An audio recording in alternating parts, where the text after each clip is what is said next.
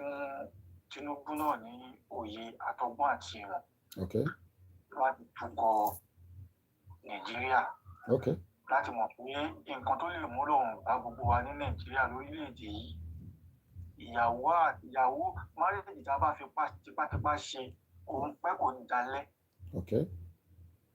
Ìgbéyàwó tí ò bá ní rọrùn, tí ò bá ní fún wa ní peace, ẹ jẹ́ kó ní kálukú máa lọ ń lo ẹ̀. Okay. Ẹ jẹ́ kó kálukú máa lọ ń lo ẹ̀. Okay. Ìrọ̀rùn ló dáa, peace ló dáa. Wọ́n wà láyé ara wa. Okay. Ká máa fi físà fi kíkọ ara wa tó bá gbà á. Okay. Ilé ìta àlè sùn, àlè wo lè rìn ní títì tó bá rìn ó máa wẹ̀yìn tó bá sùn ò lè díjú.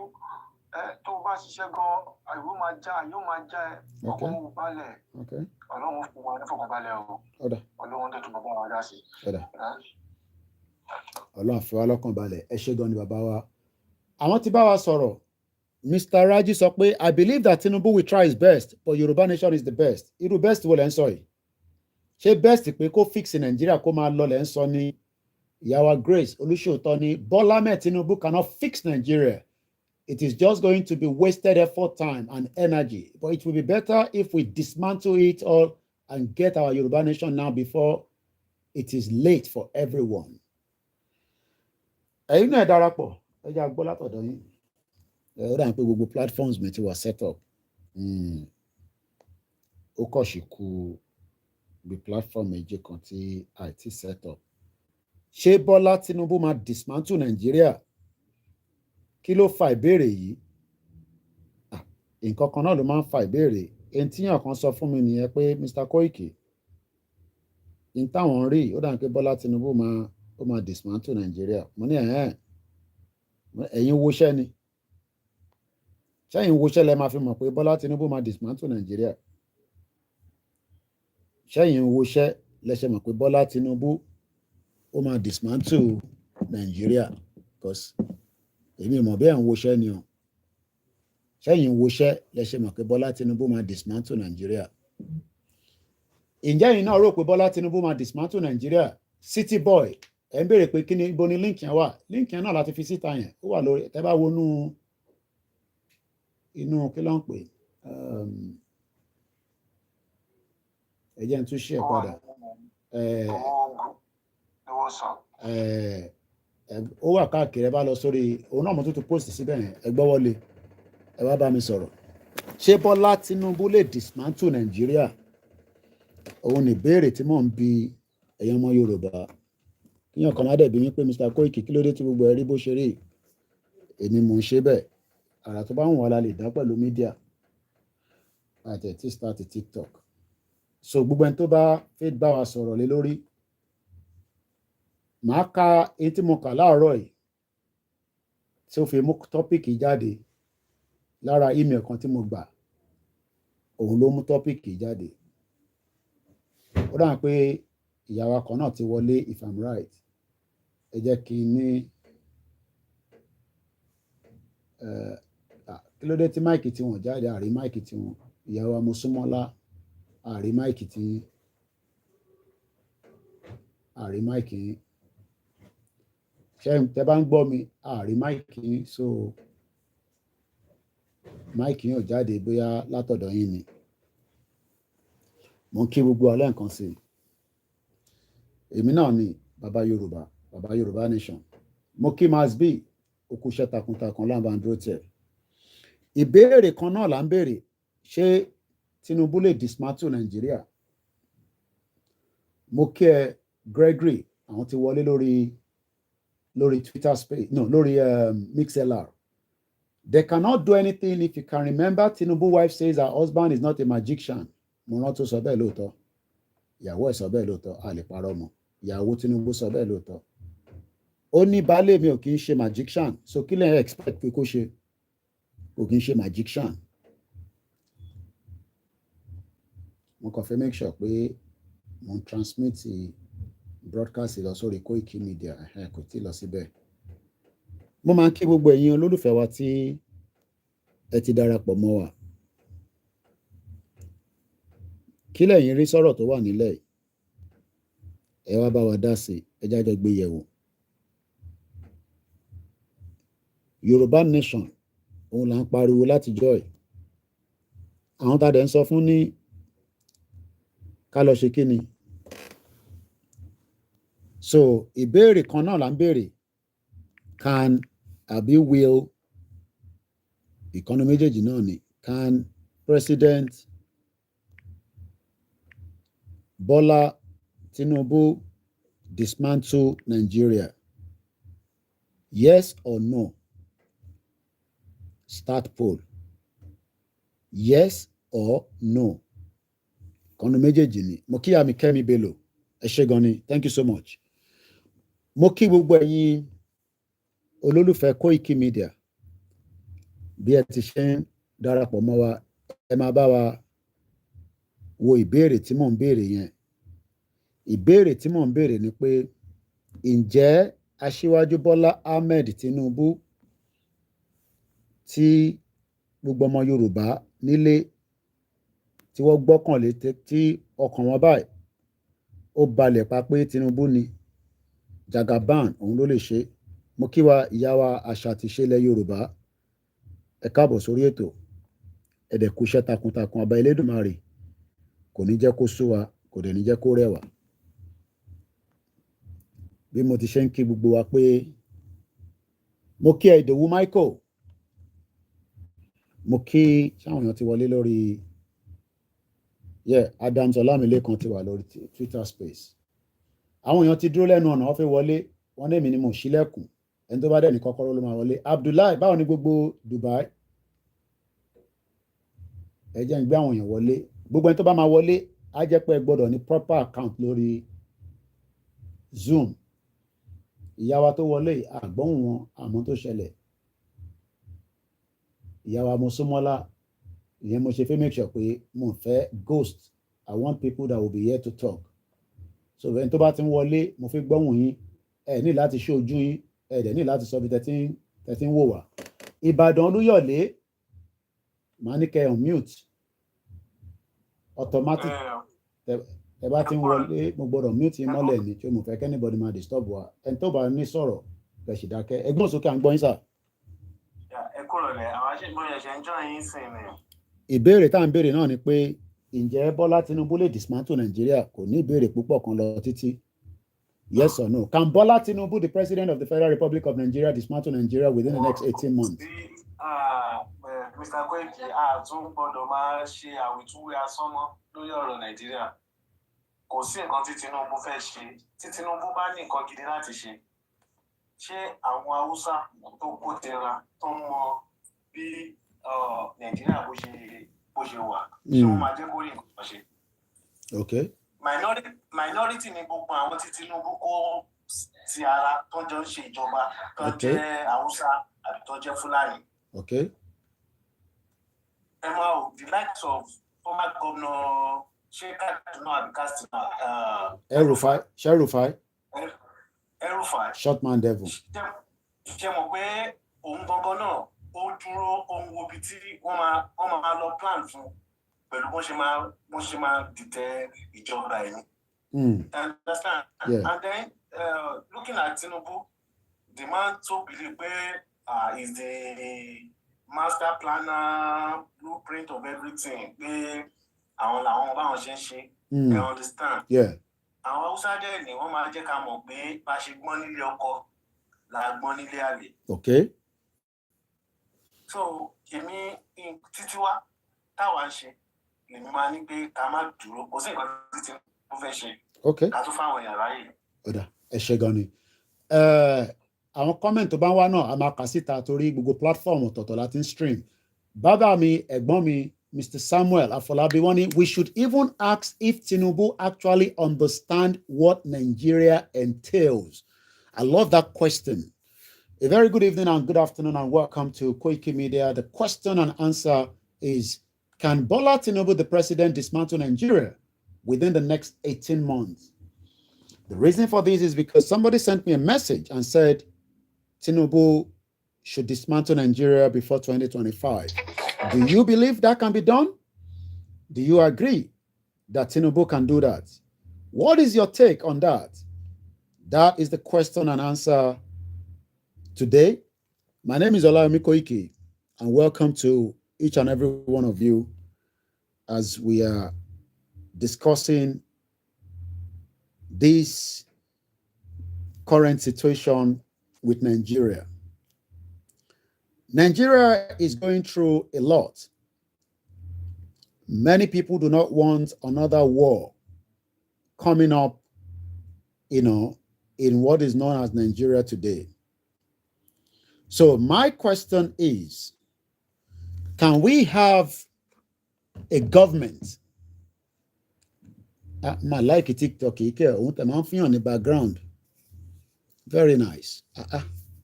TikTok is nice again. I want to go on the background. I would have loved to have those kind of background. My name is Olawumi Koiki once again. Maybe this is the first time you're joining me, and I'm asking the question. Tinubu call Oju Yoboni. Nothing good can take place as long as this present government is going. Mr. Ganiu Ogun said Nigeria is a fake country. Keep the comment coming, keep the question coming, and I'll be discussing everything. Okay, but lo ele fún Facebook, iPad ila ba wa lo, ká lè rí Facebook kejì ṣe. So tá wà lórí Facebook, there's probability pé transmission yẹn máa lọ, so that ká lè start kíni Kẹ́mi Olúlọyàn, so my doctor Kẹ́mi Olúlọyàn. There is no woman that will tell me she has an abortion. Fina. Well, Fina, many of us have never terminated pregnancy. Don't encourage abortion. Sister mi dáadáa nìyẹn. So yín tá wà lórí Facebook, a máa switch yẹn off. Mo ní láti fi iPad start so that kí n lè lo live lórí the other Facebook. But mo fẹ́ change the background yẹn again. So mo ní láti wá background tó nice. Mo kí gbogbo alẹ́ nǹkan sí tí ẹ ti ń darapọ̀. Ẹ jẹ́ ká lọ sọ́dọ̀ bàbá wa Ẹlẹ́wùnmí Joshua. Let me ask you to unmute. Ẹ jẹ́ ká gbọ́ látọ̀dọ̀ tí yín náà. Ẹ gbóhùn sókè sà.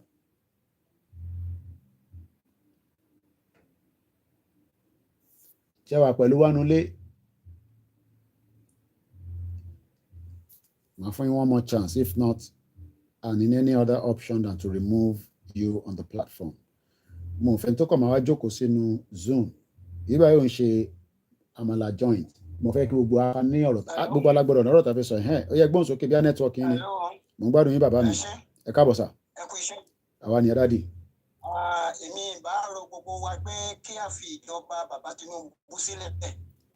Nítorí gẹ́gẹ́ bí ẹnìkan ti sọ, kò sóhun tí ìjọba rẹ̀ lè ṣe láti dá wa sílẹ̀ pé kí olúkúlùkù máa lọ.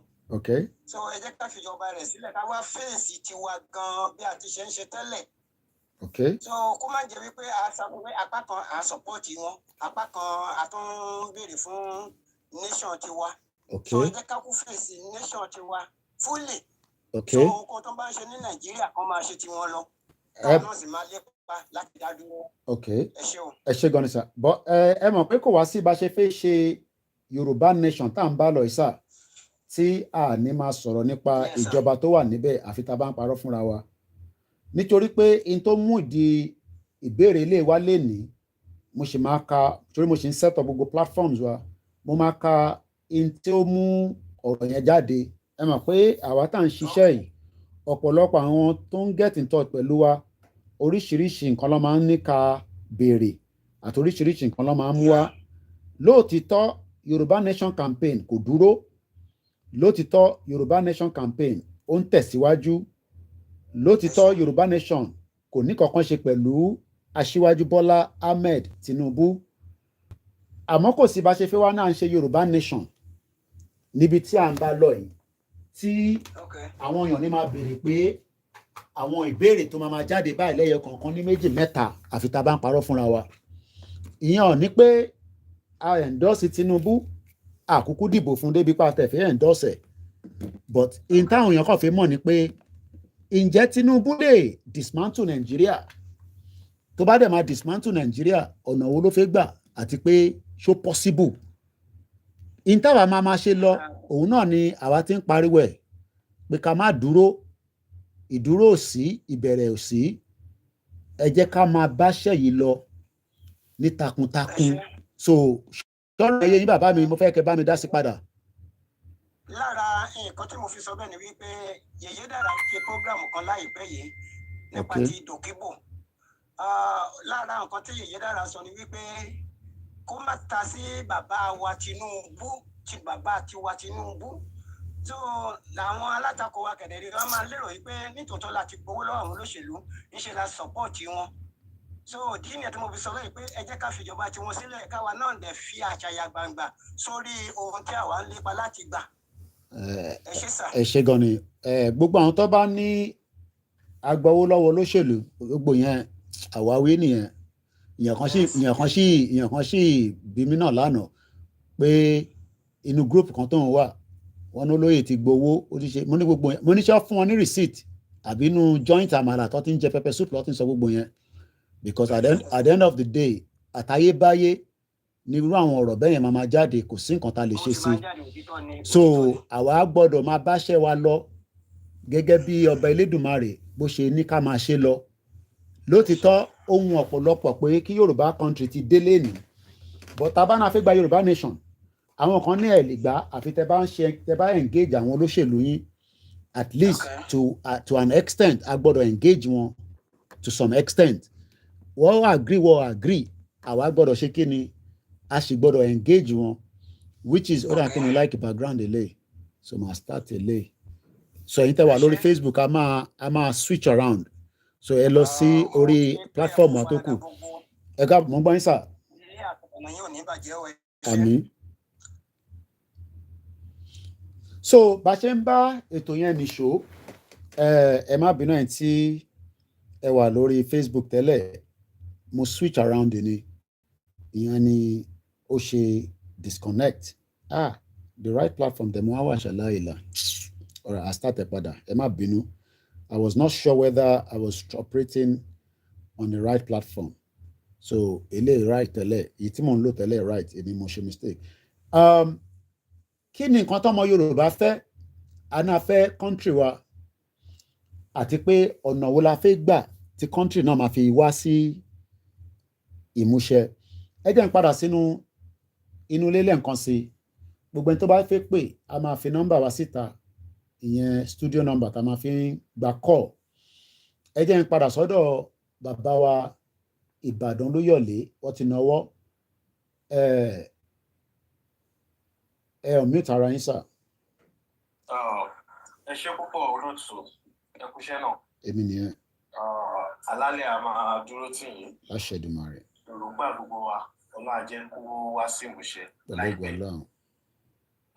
ẹ lè ṣe púpọ̀ pẹ̀lú topic tí ẹ gbé wá and then pẹ̀lú àwọn oríṣiríṣi àtẹ̀jíṣẹ́ tí ẹ̀ ń gbà. so ló jẹ́ kí irú àwọn nǹkan báyẹn kó máa wáyé. lótìtọ́ ìdájọ́ náà dá ilẹ̀ Yorùbá ní wípé ká má ní ẹ̀mí ìfọkàntán sí ẹni tí a bá pè ní aṣíwájú. ẹ̀yin tẹ́ wà níbí a máa disconnect ẹ má bínú Facebook méjì yẹn ló ń run at the same time òun ló máa ń fa ẹ má bínú ẹ lọ sórí the other one. chief ti gba owó lágbájá kan ti gba owó ní èyí tó yẹ pé kò sẹ́ni bọ́dì tí ó lè fi ìdí ẹ̀ múlẹ̀ pé àwọn orí ibi tí owó ti ṣẹlẹ̀ àbí tí nǹkan ti ṣẹlẹ̀ kò sí yẹn rárá. ṣé bàbá Professor Banji Akíntóyè pẹ̀lú éèjì wọn yẹn tí wọn ò sùn tí wọn ò wo ìyẹn máa kọ àwọn kan.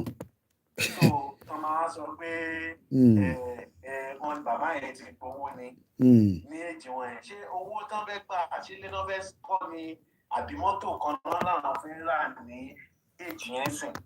because àwọn èèyàn wọn kàn máa ń sọ̀rọ̀ àròjinlẹ̀ yẹn kò kí sí níbẹ̀. wọ́n má bínú pẹ̀lú ọ̀rọ̀ pẹ̀lú tí má sọ̀rọ̀ tí ó lágbára. gẹ́gẹ́ bí nǹkan tẹ̀ sọ pé ṣé President Bola Tinubu ṣé wọ́n lè rí nǹkan yẹn tó ṣe láàrin within 8 months. Yeah, 18 months, 18 months, not 8 months. 18 months. Yeah. Ṣé rí ìgbà tí mo máa sọ ọkọ fáwọn tó wà ní around mi nígbà tí President Buhari tó wà lórí oyè. Bẹ́ẹ̀ni. Within 8 months, that was 2015. Okay. Àwọn èèyàn ní àpé nǹkan yẹn ti bàjẹ́ gan-an. Ẹ fún láyè. Ẹ jẹ́ kó ṣiṣẹ́. Gbogbo tó máa fi lò 3-4 years. Gbogbo àwọn tó sọ pé ẹ fún láyè yẹn. Most of them wọn ò lè bọ́ síta láti wá vote fún wọn ní 2019. Kí ló dé? Because àwọn náà ti padà rí pé rẹ́rẹ́ ti run. Okay. Ẹ ti understand? Àgbọ́yé. So now níbi tí Nigeria wà of today. Bẹ́ẹ̀ni sir. Mr. Koiki. Kò sí irú miracle kankan tí President Bola Tinubu náà fẹ́ give for masses. Okay. Fún the whole Nigeria. Okay. I understand. Àgbọ́yé. Owó program Minister of Interior. Okay. I understand. Tó sọ pé ẹ̀ṣẹ̀ ni fún òun tí òun ò bá lè upturn the Nigerian system. Ẹ̀ṣẹ̀ ni fún òun. Okay. Pé but ẹ̀ṣẹ̀ pé ó máa dàbí pé Nigeria tó ń bá táwọn bàbá òun inherit fún òun. Okay. Ó ti bàjẹ́. Okay. So it's gonna be a shame and a slap on him. Tóun bá wà ní position yẹn tóun wà lè give a better Nigeria fún àwọn ọmọ tí òun bá bí. A better Nigeria. You understand? But ṣé tí òun bá ní good heart láti ṣe Nigeria ṣé òun nìkan ló máa dá ṣe ni? Okay. So you understand? Okay. Now news jáde sí pé ó ti win case ẹ̀ ní Enugu àbí ṣé Imo ni. Wọ́n ti ní IPOB kì í ṣe terrorist organization mọ̀ the same IPOB tó pè ní terrorist organization wọ́n ní wọ́n kì í ṣe terrorist organization mọ̀. Ẹ ti rí politics tó jáde sìn. Ẹ ti understand.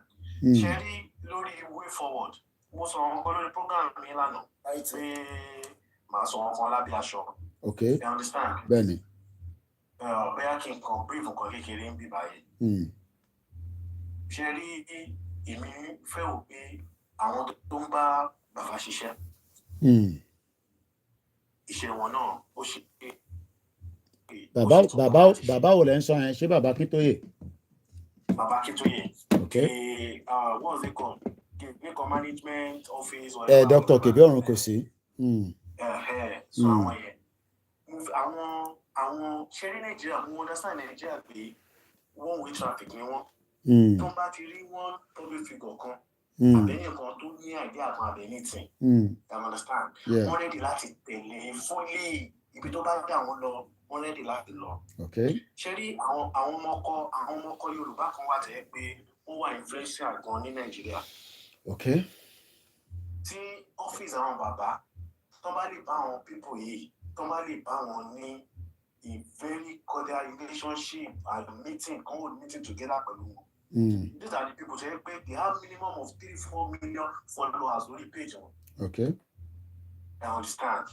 Okay. Tó bá àwọn people yìí wọn ò tí ì ní anything láti lè show online pé àwọn ò sí pẹ̀lú Nàìjíríà. You understand? By the time the mega rally or anything bá máa jáde. Bẹ́ẹ̀ni. Maybe 2 or 3 days. Now people about to wà pẹ̀lú àwọn bàbá. You understand? Yeah. Just make one flyer or one tweet or anything. Lórí page wọn lásán. Within 3 days, anything bá máa ṣẹlẹ̀, ó máa control mindset àwọn èèyàn. Okay. That kind of thing, ó máa cause controversy kan online to the extent pé by the time the rally yẹn bá máa take off by. You understand? A máa rí enough people tó máa jáde because at this end àwọn èèyàn tẹ́ bá understand bí àwọn èèyàn ṣe ń suffer ìgbélé gan but kò kàn sí nǹkan tó máa jíjà àwọn èèyàn. Okay. But tí underground iṣẹ́ yẹn bá ti ń lọ so a ti ní àwọn tó ní followers kan tó pé wọ́n lè control mindset àwọn èèyàn within 30 minutes, 1 hour, 2 days in a day. Okay. Ó yẹ kí that kind of idea. You know, but give them the idea and talks. You understand? Yeah. And it's going to be another way out. Okay. Added advantage for struggle. Okay. Thank you so much. Mo kí ẹ̀yin tí ẹ ń darapọ̀ mọ́ wa ní gbogbo ibi tí ẹ ti ń wò wá tí ẹ ti ń gbọ́ wa. Òun náà ni wọ́n ti ń bá wa dá sí. Ìjẹ́ yìí náà fi dá sí ẹ wọnú Zoom link yẹn kẹ́ wá bá wa dá sí àbí kí ẹ fi comment yín síbẹ̀ kájọ kà síta. Baba wa Samuel Ajibolani, we want our Yoruba sovereign nation now, but to secure a viable nation, we have to support this present political dispensation in order to achieve our goals. Remember that there must be a consensus. So that is another person's views on this particular conversation. Everybody might have different opinion. The question is, what happened after this government? Tí kò bá ṣe ogun tí ẹ̀ ń sọ pé ó máa ṣe. Ṣé gbà yẹn lẹ máa mú ìjà wá? Àbí nísìn tí opportunity ṣì wà fún wa láti continue our campaign and engagement towards the Yoruba nation? Èwo gangan lẹ fẹ́ nínú gbogbo ẹ̀? Mo kí bàbá mi Awófájí mi Adékúnlé Fáwòyè ẹ kú gbogbo gbà. Ìjọba yìí ti bẹ̀rẹ̀ báyìí látàná nítorí pé Supreme Court ti sọ pé òun ló wọlé. Ẹ jẹ́ ń yọ kíní tí mo fi sétí kúrò because ó ń jẹ́ kí tèmi máa lọ kọ́ikọ́i. Àrà oríṣiríṣi la máa ń dá pẹ̀lú mídíà. Ọ̀nà tó bá wù mí mo lè gbégbà. Ẹ bá lọ sórí Instagram bí fire ló wà níbẹ̀. Mo máa ka ẹni tí mo kà láàárọ̀ yìí again fáǹfààní ẹni tí kò tí gbọ́ tẹ́lẹ̀. Orúkọ tèmi ni Ọláyọmí Kóìkì. This is the first time I'm linking my Zoom into. I'm going to be having more Zoom now because £15 ń gbà lọ́wọ́ mi ní every month. Dẹ̀ ń lò púpọ̀. So a máa bẹ̀rẹ̀ sí ń lò dáadáa nísìn. So I will have a lot of Zoom engagement. Ìgbà míì a máa ṣe Zoom míì tí kò ní go live. Moment tó wà ta ní iPhone yìí. Because a fẹ́ mọ ẹni tó wà within the iPhone. Ẹ bá wa unmute ara yín sá àbí mà. Ìyá wa Mọ́súnmọ́lá a máa ní ká disconnect yín bí ẹ máa ní láti tún wọlé padà. Because gbọ́ yín ẹ̀yin náà rẹ̀ gbọ́ wa and it could be anybody in there. I need to know who is in there. So a máa remove yín kẹ́ tún wọlé padà ẹ má bínú mà.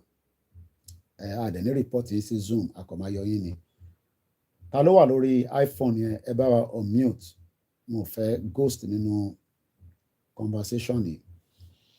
I would rather not have anybody. Mo ń bọ̀ Ìbàdàn Olúyọ̀lé lẹ́ẹ̀kan sí. Lẹ́ẹ̀kan sí ta ló wà nínú iPhone. Mo ti ní kẹ́ unmute. Màá fún yín ní time because ó lè difficult tó bá jẹ́ àwọn àgbàlagbà ló wà níbẹ̀. After 10 minutes tá bá ti ní kẹ́ unmute a máa disconnect yín kúrò. Because ó lè jẹ́ àwọn 2x2 àwọn ìyàbọ̀n bastard yẹn ó lè jẹ́ ìjìnlẹ̀ ló rányàn wá kó wá jókòó sínú bíbá. I don't want anybody to come and sit here. I want engagement. Mo kí ẹ̀yin tá wà lórí TikTok ṣé ń gbádùn mi bóyìnbó ṣe ń gbádùn sìgá. Mo kíyà mi Aya Alápò Àfọlábí ẹ káàbọ̀. Mo kí gbogbo ẹ̀yin tẹ́ ń darapọ̀ mọ́ wa ẹ máa wọ́ndà pé ń bolojú mi wà bí ó kúkú wà ń bẹ̀. Ìbéèrè tó jẹyọ ni pé Tinubu ti débẹ̀ nísìn ara ọgbọ̀n àwọn tó dìbò báyìí kódà wọ́n ní ẹ lè celebrate. Bìbí kan sọ̀rọ̀ ní orí ọ̀sẹ̀ ní fídíò ẹ̀ sí mi. Ó ní kódà àwọn èèyàn lè jubilate nígbà tẹ́ ẹ̀ ní energy. Ebi ò jẹ́ kẹ́ jubilate. Pé tẹ́lẹ̀ tó bá yẹ pé bí Tinubu ṣe wọlé ẹ̀ ó yẹ kí ogun jubilate. Wọ́n náà lè jubilate because kò sówó níta. Ẹnu dẹ̀ ti gbẹ báyìí. Nàìjíríà mo ti mọ ọ̀rọ̀ yẹn pé wọ́n ní ẹnu gbẹ. Gbogbo àwọn èèyàn ní ẹnu gbẹ. Bó ṣe ń pa ọmọ kékeré ló ń pa àgbàlagbà Nàìjíríà báyìí kọ́ ló ń ṣàánú. Bèbí kan ni wọ́n fárun abẹ́ lọ pàdánù ní Port Harcourt. wọ́n ti fi ṣe money ritual. Ọlọ́run ọba Elédùmarè kó wà pẹ̀lú ẹ̀yin tí ẹ wà ń lé kó máa bá fi ṣọ́ ẹ̀ṣọ́ yín. That's the only thing we can say.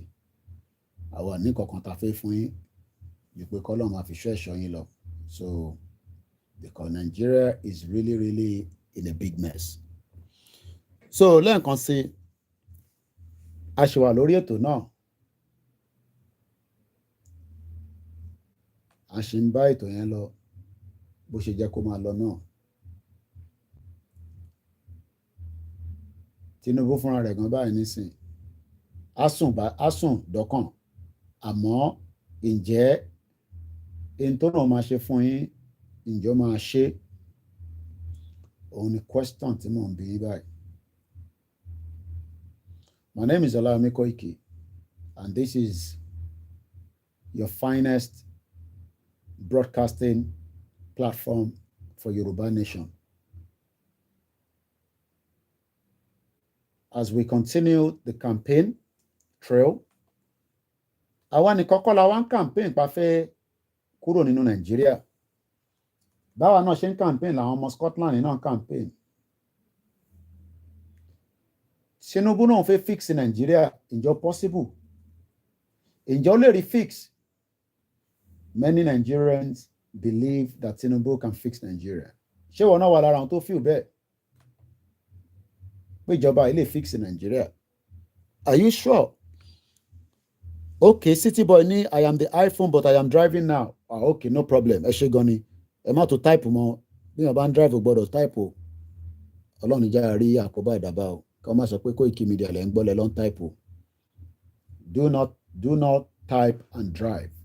You could lose concentration and it could cause a fatal accident. Tàbá dẹ̀ ń ṣe investigation. Ta ló rí iṣu tí mo jẹ iṣu àtẹ̀yìn?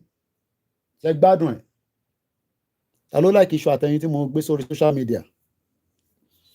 Mo kí bàbá mi Kẹ́hìndé Òsénì. Ẹ jẹ́ n kọ́kọ́ play video yìí. Bèbí kan náà ni ṣé mic mi ti ṣe speaker mi ti wà on, mo ní mic ṣe speaker ti wà on. Mo kí bàbá Kítóyè dẹ̀ kí Chief Banja yìí lóge. Ẹ jẹ́ àjọ gbọ́ fídíò yìí. Mo gbẹ́ kẹ́gbọ́n mi Paris.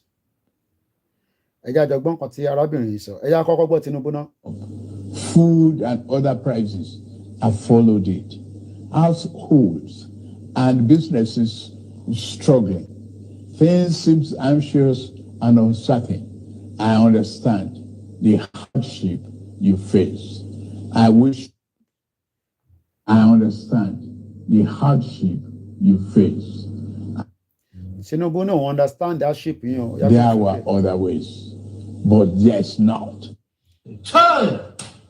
Wàhálà dé o.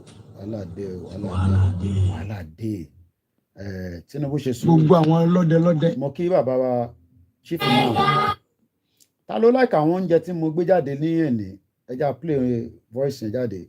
Mi ló kàn, bàbá mi ló kàn, èmi ló kàn, bàbá mi ló. Ṣé kí n lọ release the track? Báwo lẹ rò pé ṣé sound mi dá kí n lọ release the track? Ṣé kí n ṣe track? Ṣé like ṣe láàárọ̀ yìí? Èmi ló kàn, ó dà pé voice mi ò jáde bíi ti Davido. Èmi ló kàn, bàbá mi ló kàn. Ta ló like iṣu àtẹ̀yìn yẹn? Ó yàtọ̀ sókè. Ẹ ṣáà make sure pé ẹ̀ ń rí iṣu jẹ, ẹ̀ dẹ̀ ń jẹyin. Ẹ bá lè bẹ ṣe ọbẹ̀ ata náà pẹ̀lú ẹ̀ kò yẹ nísìn. Èmi ló kàn pẹ̀lú corn beef. Bàbá mi ló kàn. This is my own lunch. Èdè 27 àbí Friday, Jimoh Olóyin. Jimoh Olóyin. Continue to be saying you don't want Yoruba nation. As long as you are also enjoying, in your own Nigeria, no problem. Farmers must be able to go to farm. I don't want to make my egg follow. No. Olóyin méjì ni. Èmi ló kàn. We don't want Yoruba nation. We don't want Yoruba nation. We want Nigeria. I'm going to pick up this one. This one don't go. I love the corn beef stew. And I could come warm man with apple juice. Èló ló ń ta iṣu nísìn ní Nàìjíríà. Continue to be saying you don't want Yoruba nation. You campaign. We told you, don't campaign for any election again in Nigeria. Nigeria is not working. You say, Emi Lokan, Baba Emi Lokan. Come and join me. Join me, Koiki Media, bringing the world closer to your doorstep. This is my own branch. I'll come back for this later again. Then later, I still get plenty. Emi Lokan. So make sure that Tinubu is able to stabilize the economy for the next 4 years so that every household can be able to eat 3 square meal, security, intact, welfare, education, and everything will be fine. No problem. No problem. Ẹ jẹ́ n lọ sọ́dọ̀ bàbá mi Ìbàdàn Olúyọ̀lé. Mo kí gbogbo ọmọ Yorùbá káàkiri gbogbo ibi tí ẹ bá ti ń wò mí tí ẹ ti ń gbọ́ mi. Mo kí gbogbo wa pé ẹ káàbọ̀. Gbogbo ẹni tó bá fẹ́ líǹkì Zoom yẹn, ó wà lórí social media. Link yẹn máa wà available. A máa ṣe Zoom link nísìnyí because mo lè máa san £15 every month ká má rí lò. Ẹgbọ́n sókè bàbá wa Ìbàdàn Olúyọ̀lé, ẹ káàbọ̀ sórí ètò lẹ́ẹ̀kan sí gbogbo ọmọ Yorùbá. Aláwọ̀ bàbá ní e go reach stage of M1. Wàláì èmi ò tẹ́ gbàdúrà pé ká má dé M1. Ojoojúmọ́ ni mo ń gbàdúrà pé kó dé M1. Wàláì ìgbà tó kọ̀ máa dé là mọ̀ ni. Ẹni tó bá mọ M1, ẹni tó bá ń béèrè a kì í repeat ẹ̀ mọ́. Torí bíbà yìí a fẹ́ violent ní bíbà yìí. Bíbà yìí nìkan ni kò sí violent. À ń ṣe violent ní àbí kílẹ̀ ni mo wí bàbá mi Ìbàdàn Olúyọ̀lé. Kò sí violent. Kò sí violent. Kò sí violent. Wọ́n ní ọ̀rọ̀ létí ikú ń gbọ́. Ọ̀rọ̀ làwọn èèyàn wa máa gbọ́. Àwọn tó gbọ́ Yorùbá. Ọ̀rọ̀ ló ń yọ bìlàpò. Ọ̀rọ̀ ló ń yọ àpò. Mo dúpẹ́ pé mo lérò àwọn ará Ìbàdàn báyìí tó yẹ pé ẹnu wọn dá ṣáká rí bó ṣe bá mi ná bó ṣe bá ná níbẹ̀ pé mi ò gbọ́ Yorùbá dáadáa. Eunice Uche àwọn Biafra mo kí ẹ délédélé. Ẹ má bínú bàbá mi Olúyọ̀lé, ìyàn kan ti gbá sí fún mi nígbà tí mo parí program tán. Ó ní kí ló ṣe mi àtàwọn Biafra ó ní mi dẹ̀ máa bú Tinubu. Mo ní born bastard, mo block ìwé rẹ̀. Mo ní ìwọ́tẹ̀ tó wà lórí status mi lórí fóònù. Ó máa láyà gan kẹ born bastard. Ẹgbọ́n sókè jàre Olúyọ̀lé Ìbàdàn Olúyọ̀lé. Kò sí bá ṣe máa ṣe ọ̀rọ̀ náà làwọn máa bá àwọn èèyàn wa sọ. Ok. Ṣé pé kò gbọ́dọ̀ sú wa, a gbọ́dọ̀ máa sọ̀rọ̀ yẹn náà kò gbọ́dọ̀ sú wa. Kò lè sú wa. Ok. Kò lè sú wa, kò ní rẹwà. Ìjọba lágbára ní pé kọ́lọ̀ fún wa ní orí ọ̀fẹ́. Energy làwọn máa fi push àwọn èèyàn. Mo like ibẹ̀ yẹn, energy yẹn ó wà important. Energy làwọn máa fi push àwọn èèyàn. Ok. Kọ́lọ̀ kó fún wa strength yẹn. Ó dẹ̀ wà important ká ní strength. Kọ́ni tó bá ní strength kò lè ṣe nǹkan kan. Ṣé rí àwọn kankan máa ń wà tó yẹ pé àwọn èèyàn wa. Torí pé bí Ọlọ́run ṣe ṣẹ̀dá àwa Yorùbá ni pé àwa individual entrepreneurship, àwa individual talented, tó yẹ pé a believe pé okay, nǹkan tí bá ṣe fún ara mi, I can do it on myself. Okay. I'll be able to put something on the table for my immediate family. If at all, bóyá extend family ò tẹ̀ ní orí ọ̀fẹ́ láti benefit ẹ̀. Okay. So ìyẹn ló máa ń jẹ́ ká wò pé Nàìjíríà ṣì máa dà. Okay. Gọ́ọ̀mẹ̀ntì tó wà bẹ́ẹ̀ mo gbọ́ nǹkan tí bill ten kan sọ lẹ́ẹ̀kan tẹ̀ka síta rẹ̀ pé pé ìjọba tá a bá fẹ́ get our own independent sovereign union pé a gbọ́dọ̀ engage nínú the present government. Okay. Okay, government tó ti wá ní Nàìjíríà látọdún nǹkan. So are they not the same Nigeria? Okay. Buhari tó lọ ọdún mẹ́jọ ṣé kò ṣe the same political party yìí tí president wọn yìí run ló gbé Buhari débẹ̀. But àwọn èèyàn wa máa ní Buhari yàtọ̀ Tinubu lélẹ̀. But this same Tinubu òun ló ka Buhari fún wa náà. So tí bá gbọ́ yín dáadáa, so that means pé it's still the same government even though pé olórí ọ̀tọ̀ọ̀tọ̀ ni. Ṣé the same manifesto kan ni party wọn ní ni ṣé ó máa yàtọ̀ ni. Okay. Ó lè yàtọ̀ náà. Okay. Okay, the party chairman, ṣé kò kí ṣe Gandolá tó ń sọ pé owó ẹ̀ ò mọ̀? Wọ́n kọ́ ni party chairman ni. Ẹ parọ́. Wọ́n ní ìmí kékeré lórí àwo, létí àwo, tí ojú bá kúrò ń bẹ̀, ṣé ọkàn máa kúrò ń bẹ̀? Okay, ọmọ wa ní Tinubu nǹkan kan, ìtàn ti ṣe látẹ̀yìn. Ọkàn máa sọ fún wa náà. Okay. Gbogbo alamama gbọ́ ló máa wà nínú brain wa. Okay, now 100 days máa pé sìn. Àwọn ọmọ òde celebrate ẹ̀. Kí ló dé? Inú dídùn ni móríyá wà. Inú dídùn ló móríyá wà. Inú dídùn ló móríyá wà. Sínú àwọn èèyàn bá dùn. Okay, ṣé Àbújá nìkan náà ti máa celebrate ni? Sọ̀tẹ́ ìsọ nísìnyí pé inú àwọn èèyàn ò dùn báyìí. Níbo ni àwọn èèyàn ti máa dùn? Ẹ̀rẹ̀ ṣọ́pẹ̀lẹ̀ evidence abẹ́kan sọ ni. President Kubai, ní last month, mo ka news pé a whole usage, a teaching hospital. Pé kò sí náà níbẹ̀ for almost 2 weeks. Blackout náà wà all through. A whole teaching hospital. Okay. Kí ló fẹ́ cost irú àwọn hospital yẹn kó má jẹ́ pé àwọn gbogbo wọn ti ń generate electricity fún ara wọn? Wọ́n ní àwọn NEPA wọ́n lọ gé náà wọn. Mo tẹ̀ ń wo ìyá mi àṣà ti ṣe lánàá táwọn polytechnic kan complain pé àwọn olówó láti máa fi fuel diesel nǹkan mọ́ something like that. Bó ṣe ń ṣẹlẹ̀ ní gbogbo institution ní Nàìjíríà ni. Kí ló kan bàbá mi? Mo gbádùn yín, ẹ má bínú. Ṣé ìyẹn la máa continue? Lots of failures. Okay. Okay. Mi ló kan. Pẹ̀lú ẹ̀rọ tí mo fẹ́. Tó dictate tó ṣe soap tó lè cure cancer. Lórí platform yẹn.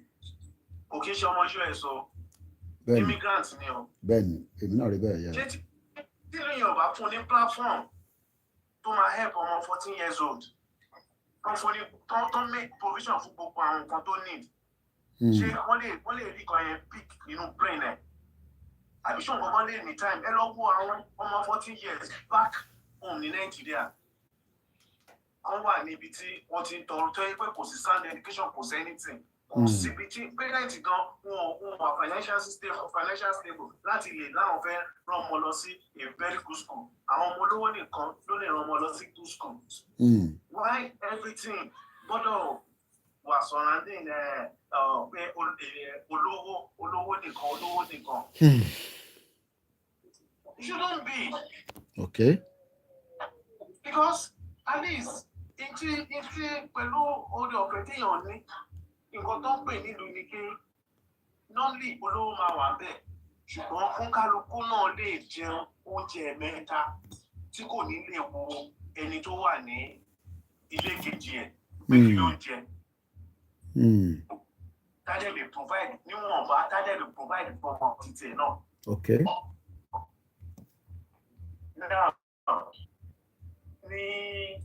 ní àwọn advanced country. Bẹ́ẹ̀ni sir. Ibi tó bá ń gbé environment ẹ̀ lọ́mọ ẹ̀ máa ti lọ sí school. Bẹ́ẹ̀ni. Wọ́n tẹ̀ expect pé kò gbọ́dọ̀ ju 10 minutes. Ó pẹ́ jù nìyẹn. Ibi tó bá ń gbé ọmọ ẹ̀ gbọ́dọ̀ wà 10 minutes away from the school. Ó pẹ́ jù àrírú ẹ̀ rí. Torí pé wọ́n expect pé kọ́mọ yẹn lè tètè dé school kó má máa ní ó pẹ́ gan. Wọ́n expect pé even gan normally gan sef it should be just like a walking distance. A walking distance. Nàìjíríà lè ti máa rí tó ń gbé Midland tó lè máa lọ school ní Island. In the name of pé school tó better tó ń fẹ́ jẹ́ kọ́ ọmọ òun kó lọ ibi tó wà nìyẹn. When the mind is stressed in the morning, stress in the evening. Kọ́mọ ẹ̀ tó dé school kan á ti máa sùn. Oorun á ti máa kún gan sẹ̀ kó tó dé school.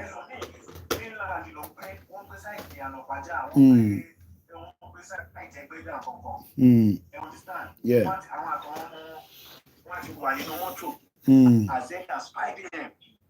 Láti tètè dé school. Kò dẹ̀ gbọ́dọ̀ bẹ́ẹ̀ kò yẹ kó máa rí. Family yẹn náà ló máa gbé ọmọ yẹn náà padà sílé ní late night. in the name of pay school because school tó wà lẹ́gbàá rúbẹ̀tì ọ̀kọ́ lé sí standard school yẹn kò gbé top standard ti wọn gangan fún ara wọn. So wọ́n láti lọ sọ́nà tó jìn. Wọ́n láti lọ sọ́nà jíjìn, they won't mind that stress, passing through that stress. wàá tètè wá máa jí ọmọ yẹn láti bíi 4 o'clock lóru kọ́mọ yẹn máa fi dé school bá máa sùn ní bẹ́ẹ̀ tó jẹ̀bà láàárọ̀. I understand. Ìjọ wo la fẹ́ ṣe yẹn dà? Ìjọ wo la fẹ́ ṣe yẹn dà? Ó máa dá. Ṣerú life tí àwọn ọmọ president wa yẹn ṣerú life táwọn yẹn ti tọ́ lè yẹn. Okay. But ẹ mọ̀ tí nǹkan mọ̀ pé tí nǹkan bá ti dojú ẹ̀ ní Nàìjíríà. Àwọn èèyàn wọn kì í yíjú padà. Ó ti fẹ́ dé bẹ́ẹ̀ tán. So kí ló ń fà á tí àwọn èèyàn fi dá sọ̀rọ̀ movement yìí? Kí ni wọ́n ń rí? Because gbogbo pé wọ́n máa ní wọ́n gbọ́ yẹn èmi ò believe ẹ̀ irọ́ ni. Àwọn èèyàn gbọ́. Gbogbo pé wọ́n máa ní wọ́n gbọ́ Yorùbá nation is all lies. Ó yẹ pé a kàn ní láti intensify mọ́ lórí. Ibi tẹ́ ti máa mọ̀ páwọn èèyàn ń gbọ́. Ẹ̀kan sọ̀rọ̀ ẹ̀kan lọ lo page kan that has to do with Yorùbá nation or anything agitation. Understand? Lórí àwọn platform yẹn ẹ máa rí báwọn èèyàn ṣe máa attack yín. Àwọn tẹ́ expect gan ló máa padà reply message tẹ́lẹ̀ bá báyìí kẹ́ẹ̀kan pújọba yẹn. Okay. Ó jẹ́ pé lórí page yín kẹ́ẹ̀kan lo gáàsì ní Yorùbá kẹ́ẹ̀kan sọ̀rọ̀ against the present government. Okay. Ẹ máa rí báwọn èèyàn ṣe máa attack yín. So àwọn tẹ́ expect gan. So definitely they know what is going on. Lórí Clubhouse oríṣiríṣi page ló wà lórí Yorùbá nation. Mo gbọ́ bẹ́ẹ̀. Oríṣiríṣi page both home and abroad. Many platforms when one man join. So I want to hear people view. Èrò pọ̀ gan, but ní tó ṣẹlẹ̀ ní ilé presently aṣíwájú ogun náà wà o. Okay. Aṣíwájú ogun náà wà. Mo dẹ̀ believe pé time tí Tinubu wà ń bẹ̀ yìí. Mo believe pé àwa gangan a níṣẹ́ láti ṣe.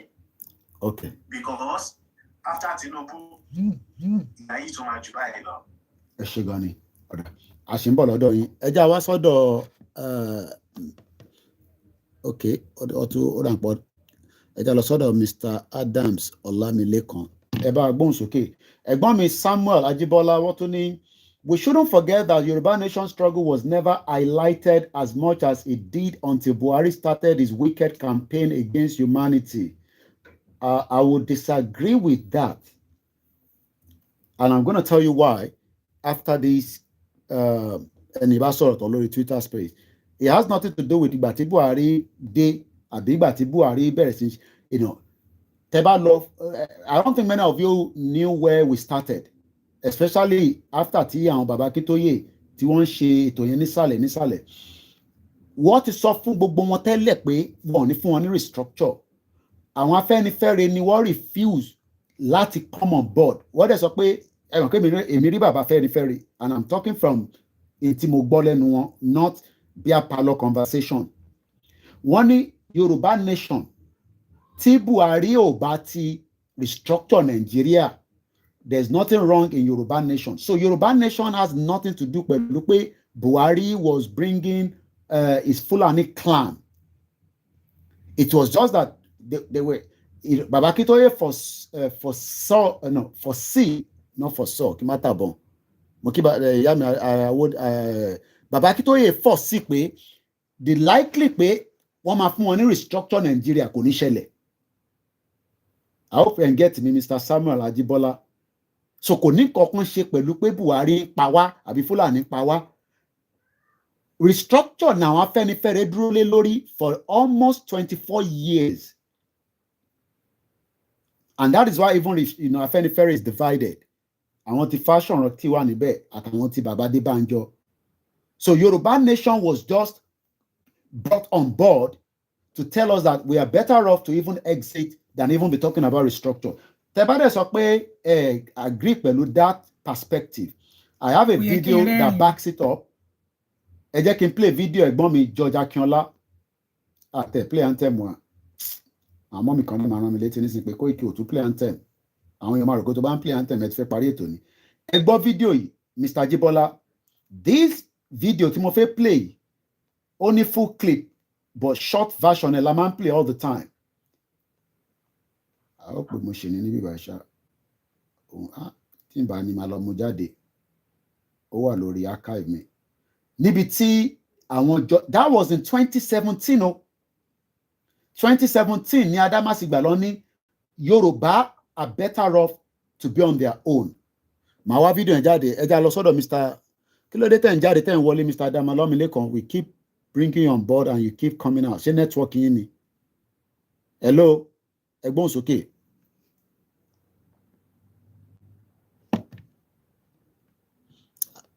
ẹ ti mute ara yín Mr. Adamalomilekan. ẹ kò lẹ́sẹ̀. ẹ káàbọ̀ sórí ètò wa.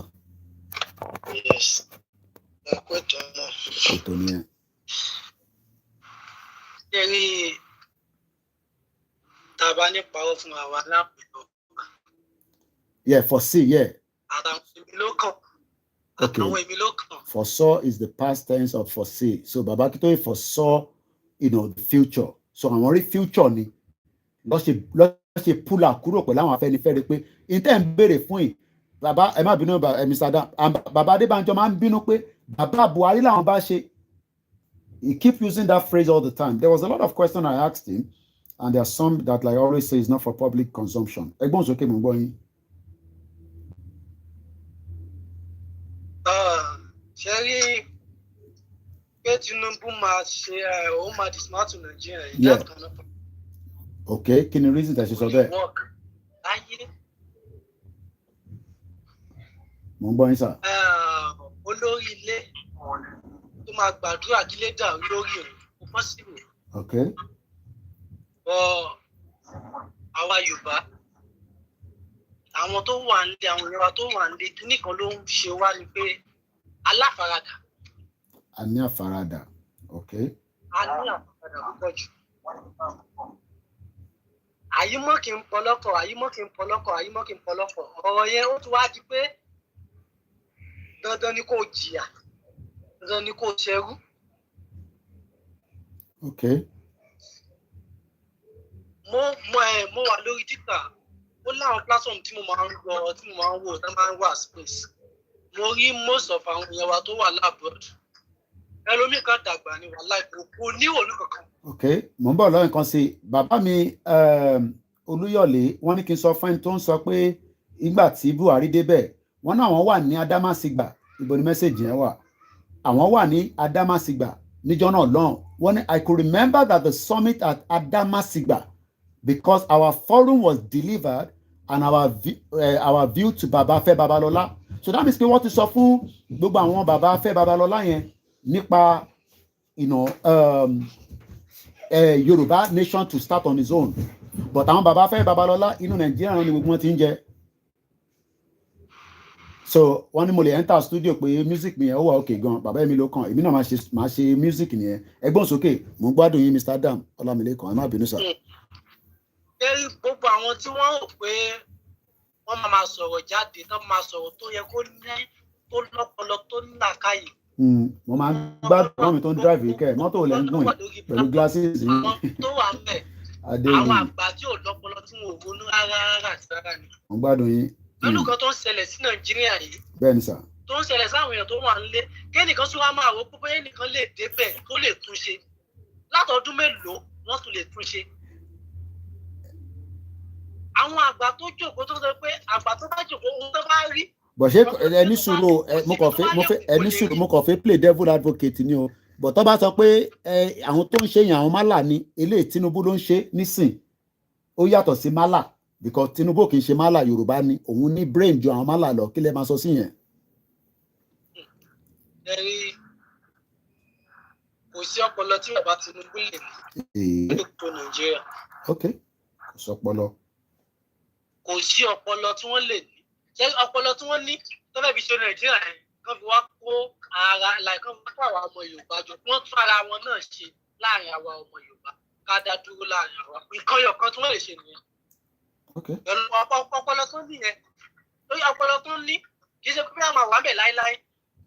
definitely ọdún mẹ́rin ló ní ọdún mẹ́rin ní Tinubu ní kò tí lọ́dún mẹ́jọ gan because a lè guarantee ọdún mẹ́jọ. ọpọlọ yẹn náà fẹ́ fún àwọn tó kù. ok. àbáwọn tó ṣe látijọ́ ìmú ò lọ́pọlọ láti ṣe. ok. àwọn béèrè tí ẹ ká máa béèrè lọ́wọ́ àwọn tó wà ń bẹ láti kí o ṣé wọn ò kí ṣe yẹn náà ni ṣé báwọn kan náà ni wọ́n jọ ń ṣe é ṣé bàbá Tinubu náà ò ṣe é ni. ok. ọkọ̀ tẹ̀ ń wà tí ò kú lójú kan tí ò lọ́wájú tí ò lẹ́yìn. ẹ̀bọ̀ tí Tinubu dẹ̀ ti wá Tinubu ti assemble àwọn the new brains àwọn ọmọ Yorùbá Kadosco Wálé Ẹdùn ó ti kó gbogbo àwọn ọmọ Yorùbá síbẹ̀ ó ti kó chief of staff inspector general custom inú gbogbo ọmọ Yorùbá dẹ̀ ń dùn lọ́tún lọ́sì. talẹ́ni tó mọ́ ní gbogbo àwọn talẹ́ni tó mọ́ ní gbogbo àwọn tó kojọ talẹ́ni tó mọ́ nínú wọn tí wọn ò ní wá díẹ̀ tí ò ní wọn. ok. talẹ́ni tó mọ́ ní gbogbo wọn nínú gbogbo àwọn tó kóra wọn jọ talẹ́ni tí ò ní wàhálà tí ò ní kankan nínú tí ò ní kọlùkọlù nínú gbogbo wọn. ok. àwọn kọ́nẹ́ nílùú àwọn tó ń ṣèlú lé lórí lónìí tí ara ní ṣe èèyàn mélòó nínú wọn ló lè dùnnú báyìí pẹ̀lú pé Tinubu ti di tó pé ó ti wà lójọba èèyàn nílẹ̀ Yorùbá ló lè dìde tí wọ́n nílò àwọn dùn àti gbogbo àwọn èmi ló kàn gbogbo wọn èèyàn mélòó nínú wọn mo mọ̀ pé Elédùmarè fẹ́ yẹ kí wọ́n fi kọ́gbọ́n náà ni àsìkò tiwa wá lélẹ́yìí ṣé gbogbo ọ̀tá ti sọ sákò yìí gbogbo ọ̀tá ti sọ nígbà yẹn báyìí gbogbo àwọn fídíò yẹn òun la máa sọ a máa repost padà àti sọ. mo kí ẹ easy dollar.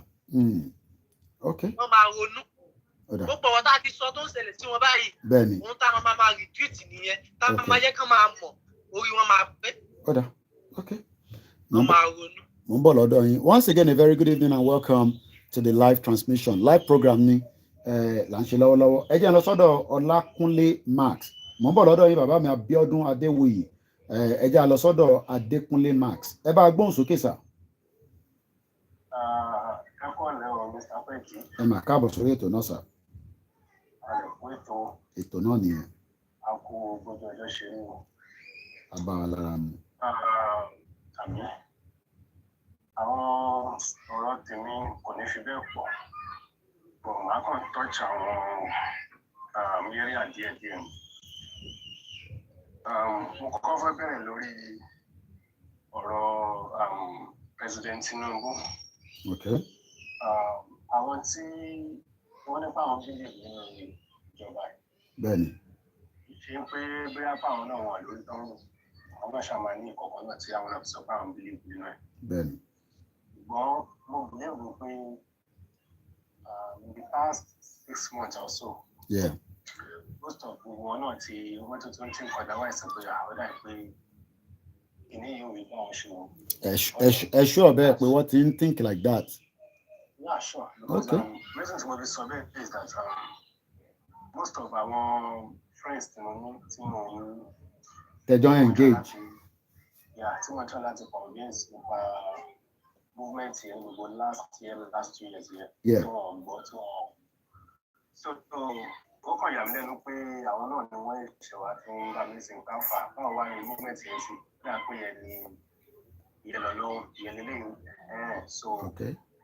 Torí ẹ̀ láwọn míì wà ní ayé tàjọ wà pé wọ́n máa ń lẹ́n ní ariwo ẹ̀mí. Okay. Tí nǹkan ò bá ti ṣe ẹlòmíì wọn ń kẹ́ wọn gbàgbọ́ pé bóyá pé ìkan sọ ṣe understand. Okay. So mo fẹ́ tún fi nǹkan kan tún fi ṣe àpèjúwe síra wọn. Nàìjíríà yẹn tó wá jẹ́ pé bíi 2 years back or 3 years back no sorry 3 years back ni ẹnìkan sọ fún mi pé Benin Republic ní pé bóyá pé ó máa ní time kan tó máa bẹ́ẹ̀ tàwa abẹ́rẹ́ ẹ̀jìyàn láìláì pé but nǹkan kan tí mo wá rí bẹ́ẹ̀ ni pé little time tí mo ti wà níbí báyìí because mi ti lo èyí ẹ̀ bí báyìí mo kàn níjọ́ yẹn náà mo kàn jí náà ni because economy yẹn ó ti ń choke mi bákan ṣá mo kàn jí náà ni mo kàn decide pẹ̀tì ẹ̀dọ́ náà mo ní ọ̀rẹ́ ní Benin Republic yìí tó dẹ̀ sọ fún mi pé ọ̀dàwọ̀dà jẹ́ kí n kàn lọ bẹ̀ kí n kàn lọ fún 1 week kí n kàn fi wò ó but to my surprise nígbà tí mo wọ bíbá ní March 2000 nǹkan tí mo bá ó yà mí lẹ́nu kò kí ń ṣe pé inú city wọn ni mo wà Kútọ̀nù kan ẹ̀ ṣe Port Novo ni mo but under Port Novo ní bíbá iná wa but village ni bí abúlé even mud houses ló ṣe pọ̀ ní bíbá ilé alámọ̀ ló ṣe pọ̀ ní bíbá but ṣé máa pé iná wọn gbogbo inú igbó tí mo ti rìn wọnú igbó anytime mo lè decide láti rìn látàárọ̀ bọ̀ ní gbogbo òru tí nǹkan kò lè ní ṣe mí tí ẹnì kò lè ní ṣe yìí iná wọn ò ṣẹ́jú wọn tójú yẹn bá ti rọ̀ tó bá kún tó bá kọ̀ pọ̀ tára ẹ̀ tó bá ṣe kíní náà máa ń pa tó bá dẹ̀ ti ṣe kíní náà máa tàn padà oúnjẹ bíbà yìí ó wọ̀ ilé wọn ní bíbà yìí níbi tí mo wà yìí ní Sókótó ní bíbà yìí tí mo wà yìí. ó ṣì moderate.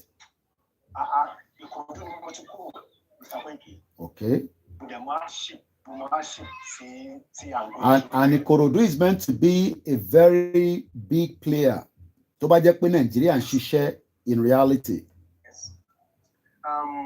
Ó wọlé ní Ìkòròdú sí ìlú Màpalọ̀ ní Ìkòròdú sí tí ẹ bá rẹni tí ó máa ṣàmì ọmọ àgbàgbé mẹ́ta. Mo kí bàbá lẹ́kìtì ẹ káàbọ̀ sórí ètò wa sà.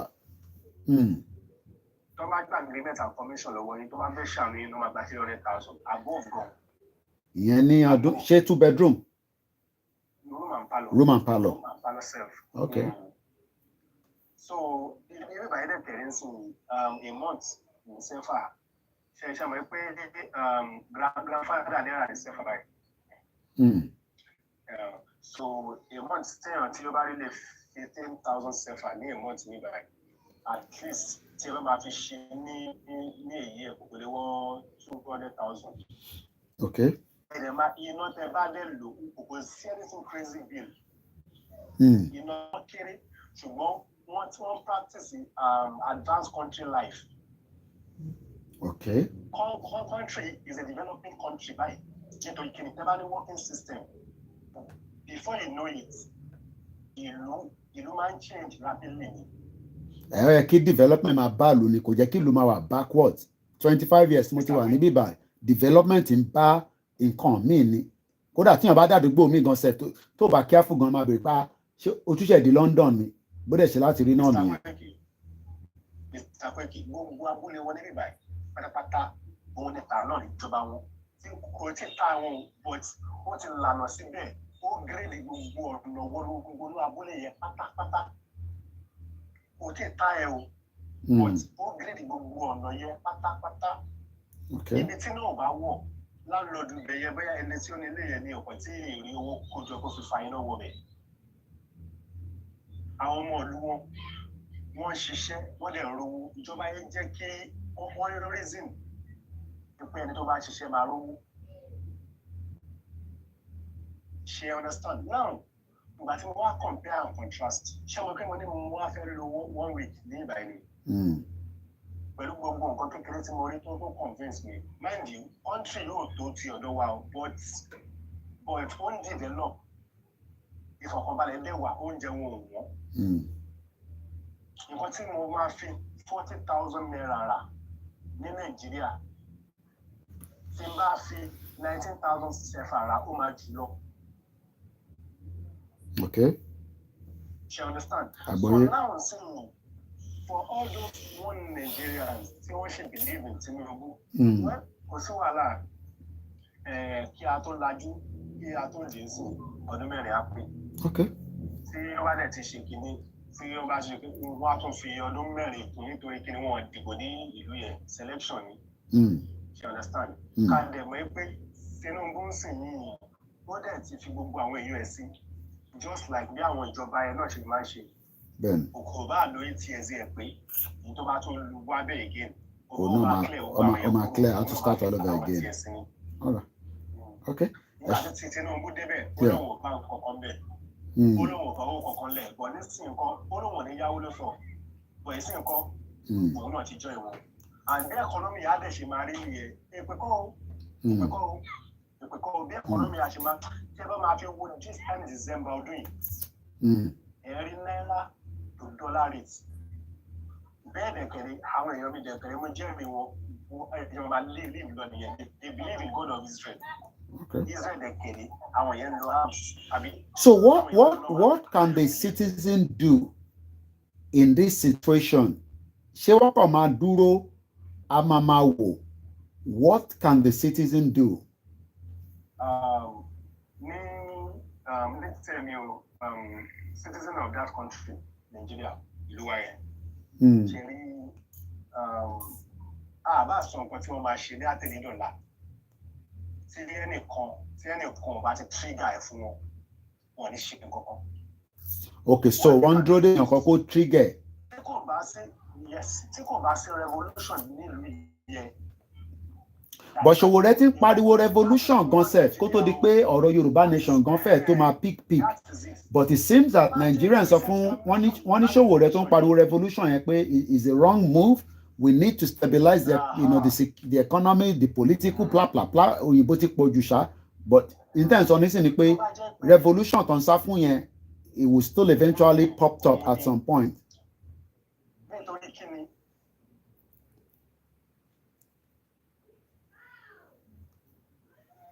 All right, but Mr. Lally Komobia network.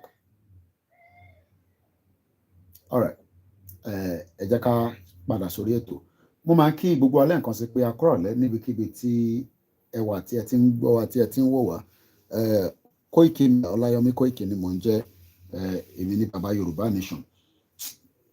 Ẹ jẹ́ ká gbọ́ fídíò yìí. Ẹ jẹ́ gbọ́n tọ́ta lọ. Ó fọ́ ni ẹ má bínú pé mo rẹ́rìn kò yẹ kí n rẹ́rìn. So nǹkan tó ṣẹlẹ̀ ni pé àti tó bí like 3 or 4 hours ago mo rí news pé Supreme Court ti padà rule pé Tinubu ló win in 2023 election. But the funny part is ìyálàyà yóò tó jubilate ẹ̀mí gbogbo wa ti fẹ́ bọ́. Rí 100 days in office celebrate débi tẹ́lẹ̀ ẹ̀mí gbogbo wa ti fẹ́ pin ojú wa ti dá. Àtẹ̀yìn ló kàn ó àtẹ̀yìn tí ó kàn ó ẹ̀mí everybody ti fẹ́ bọ́ báyìí ní ìgbà owó lọ́wọ́ because you dey touch everybody. Kò yẹ kí rẹ́rìn mo mọ̀ kò yẹ kí rẹ́rìn mo ẹ má bínú pé mo rẹ́rìn. Ṣé gbogbo owó campaign yìí ṣe tí ìnà tán ṣá because for the next 4 years ní ẹjọ́ ìbá tẹ̀sí ṣe 8 years ojú yẹn á bó ojú wa. Ẹ má jẹ́ lọ pé ojú yín torí èmi náà wà ń bẹ mo sì wà country even kí n kúrò country yìí gan ṣé gbogbo ẹbí mi mo fẹ́ kó lọ ni ojú wa á bó ẹ̀mí wa ti fẹ́ bó torí mo jẹ́rìí àwọn èèyàn tí mo ní ká ní pé irú ènìyàn báyìí sìn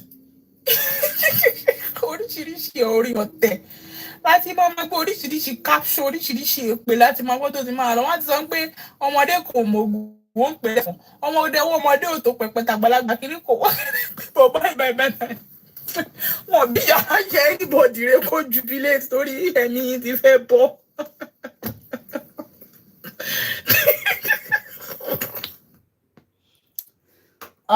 Orí agbára báyìí o.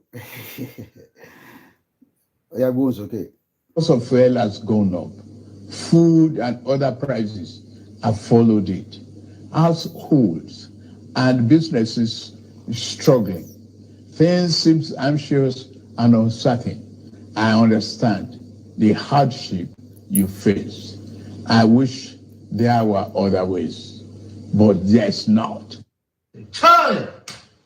Wàhálà. Mo ń kí gbogbo alẹ́ nǹkan sí pé mo kí wa, mo kí ọmọdé, mo kí gbogbo wa. Now, ẹ jẹ́ ká wá lọ ka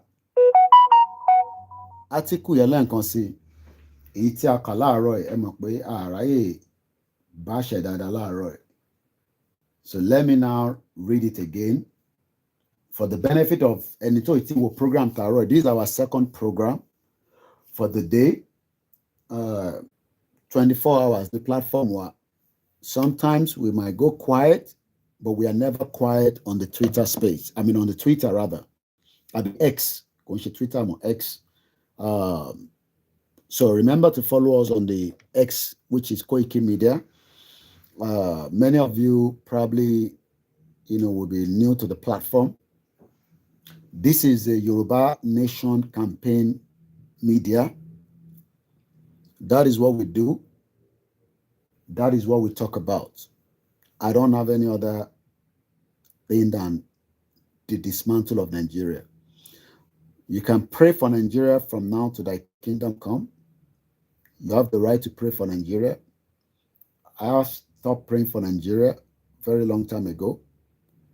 It's a weary country. I don't think it's worth praying for Nigeria anyway. But you have the right to pray for Nigeria if that is what you think, your pastor, your imam, your afar is telling you to do. You should pray for Nigeria, okay? So, Eka County message mo receive lano. About right any more receive any. Any highlight of the Biafra 2023 referendum in Finland. Urgent learning point to note. And he also talked about President Tinubu. So it's a 10 bullet points. It's a 10 bullet points. And I want us to go through it together again.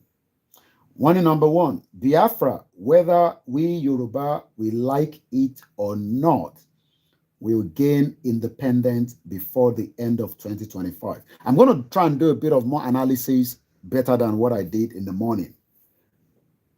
Let's go back to the latest report coming out in the last 24 hours regarding Mazi Nnamdi Kanu, the leader of the indigenous people of Biafra. According to the report coming out in the news, that let's first look at because I want to give another update that I've just received now, but let's start with the one that came out yesterday, which is, okay, let's put IPOP because that might give me what I need. So in the last few hours, a court ruling came out to say, stop calling IPOP a terrorist organization. And you must also award them 8 billion naira damages to Mazi Nnamdi Kanu. If you are waiting for the 8 billion in Nigeria of today, you will wait till thy kingdom come. Nigeria is the only country that you have been told or they've been asked to pay compensation. And those compensation is not going to happen.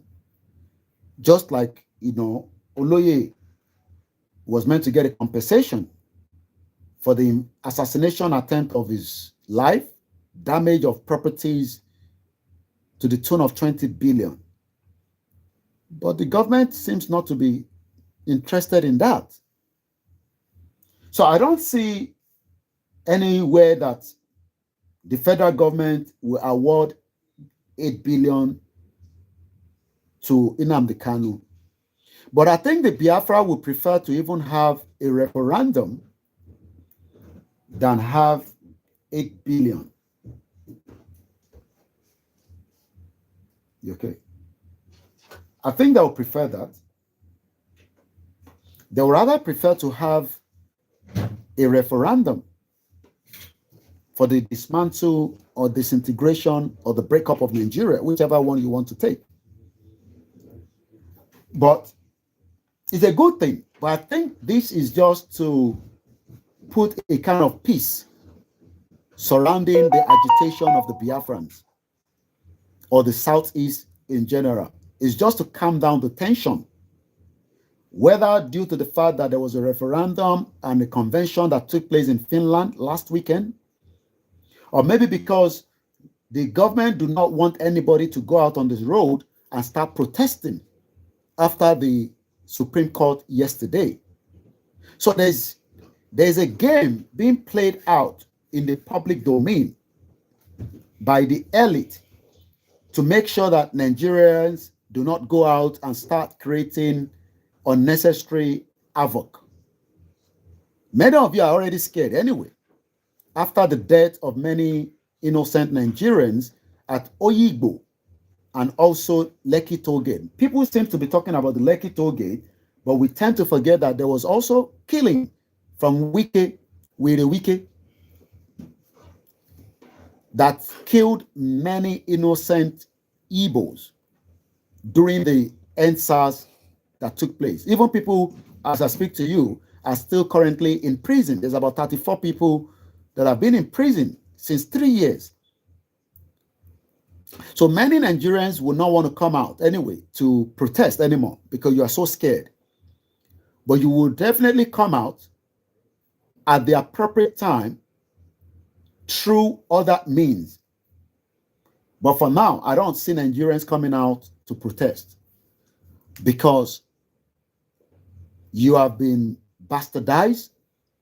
You have been, you have literally been punched, and you were expecting the UK, America to deal with Nigeria politicians, and they've disappointed you. Even especially after this election, many Nigerians thought that, the Europe, the Western country, will come in and say, hey, they're already celebrating Tinubu even while you are still wasting your time. Tinubu has been given, look, even if FBI brings out 10,000 files of Tinubu and says he's a criminal, it doesn't matter. Buhari is more than a criminal than even Tinubu anyway, so they are all the same. Tinubu will complete his tenure, but the question is, for the Yoruba that are, thinking that Tinubu will give them the peace, what happened after Tinubu? So going back to what the State High Court sitting in Enugu has now nullified the 2017 that Olori Buruku, the bomb bastard, former President Muhammadu Buhari, dead or alive, he was the one that prescribed, and anytime we talk about Buhari, we must also be mentioning Yemi Osinbajo because they are both in that government. So we must not try to say that Osinbajo, is a pastor, of Redeemed Christian Church or KICC or whatever nonsense, Osinbajo was one of the bastards that also allowed Buhari to use him to proscribe an innocent organization or a movement like IPOB and say they are terrorists. And this is what Nigerians are happy about. Hey, yeah, IPOB is a terrorist organization. So don't you know that Buhari himself is the terrorist man? Can't you see it? That all your military have been infiltrated because Buhari allowed that. So when some of you are so excited that, yeah, it's good, call them terrorist organization. But today you have all the terrorist organization operating in Nigeria, and yet none of you have the iota to come out and say, no, IPOB is not a terrorist organization. But you want to come after somebody like me because I speak not on behalf of IPOB. They want to break out of Nigeria. They want a dismantle. They want a referendum. Let them go so that we will remain in Nigeria as Yoruba people that are stupid and allow the North to continue to drive us backwards. So you got to choose one. It's either you choose the dissolution of Nigeria or you remain a slave in Nigeria. So it's good that after Buhari has left, I'm sure the court in Enugu must have got message from Tinubu that, look, that's the way Buhari said in 2017. Me, I don't agree. You better just say IPOB is no longer, a terrorist organization. Because you'll be wondering why the timing. Why now is because they want to slow down any one of you from coming out to protest on the street. And regardless of whatever they do, the Biafrans have said they are no longer interested in Nigeria. It might not mean literally everyone in the Southeast. I mean, I can't sit here and say everyone in the Southeast want to be part of the Biafra. But they also believe that they are being marginalized one way or the other. So according to the State High Court sitting in Enugu, has nullified the 2017 proscription of the indigenous people of Biafra as a terrorist organization. That should never have come up in the first place. But Buhari is just trying to remind the Southeast that we dealt with you during the Biafra war. And if you are not careful, all this you're shouting and shouting that you want, Biafra, we are reminding you that we would deal with you again. And if you don't want to agree with me, yes, you are quite right. Mr. Taiwo Henry Olajide says Nigerians have been subjugated Eunice Uchechi, my Biafra sister, that stick with us on this platform, says only the Fulani mixed blood called Igbos, they don't want Biafra. Just the same thing that we say that welcome, my brother Yemi Fatuke. So I'm just trying to give you that Tinubu is trying to now play this card to put a little bit of pressure down in Nigeria, because Nigeria is boiling right now. You need to go and listen to what the obedient are saying. They are crying all over the place. We told them anyway. Just like we told Atiku. Atiku is not losing anything because he has stolen so much money that he doesn't have to be in Nigeria anyway. He'll probably just go to Dubai and, return back there. But many Nigerians are now saying, okay, so Biafra was never a terrorist organization. Why must you even believe? I have said it for the last 3 years that Biafra is not, IPOB rather, is not a terrorist organization.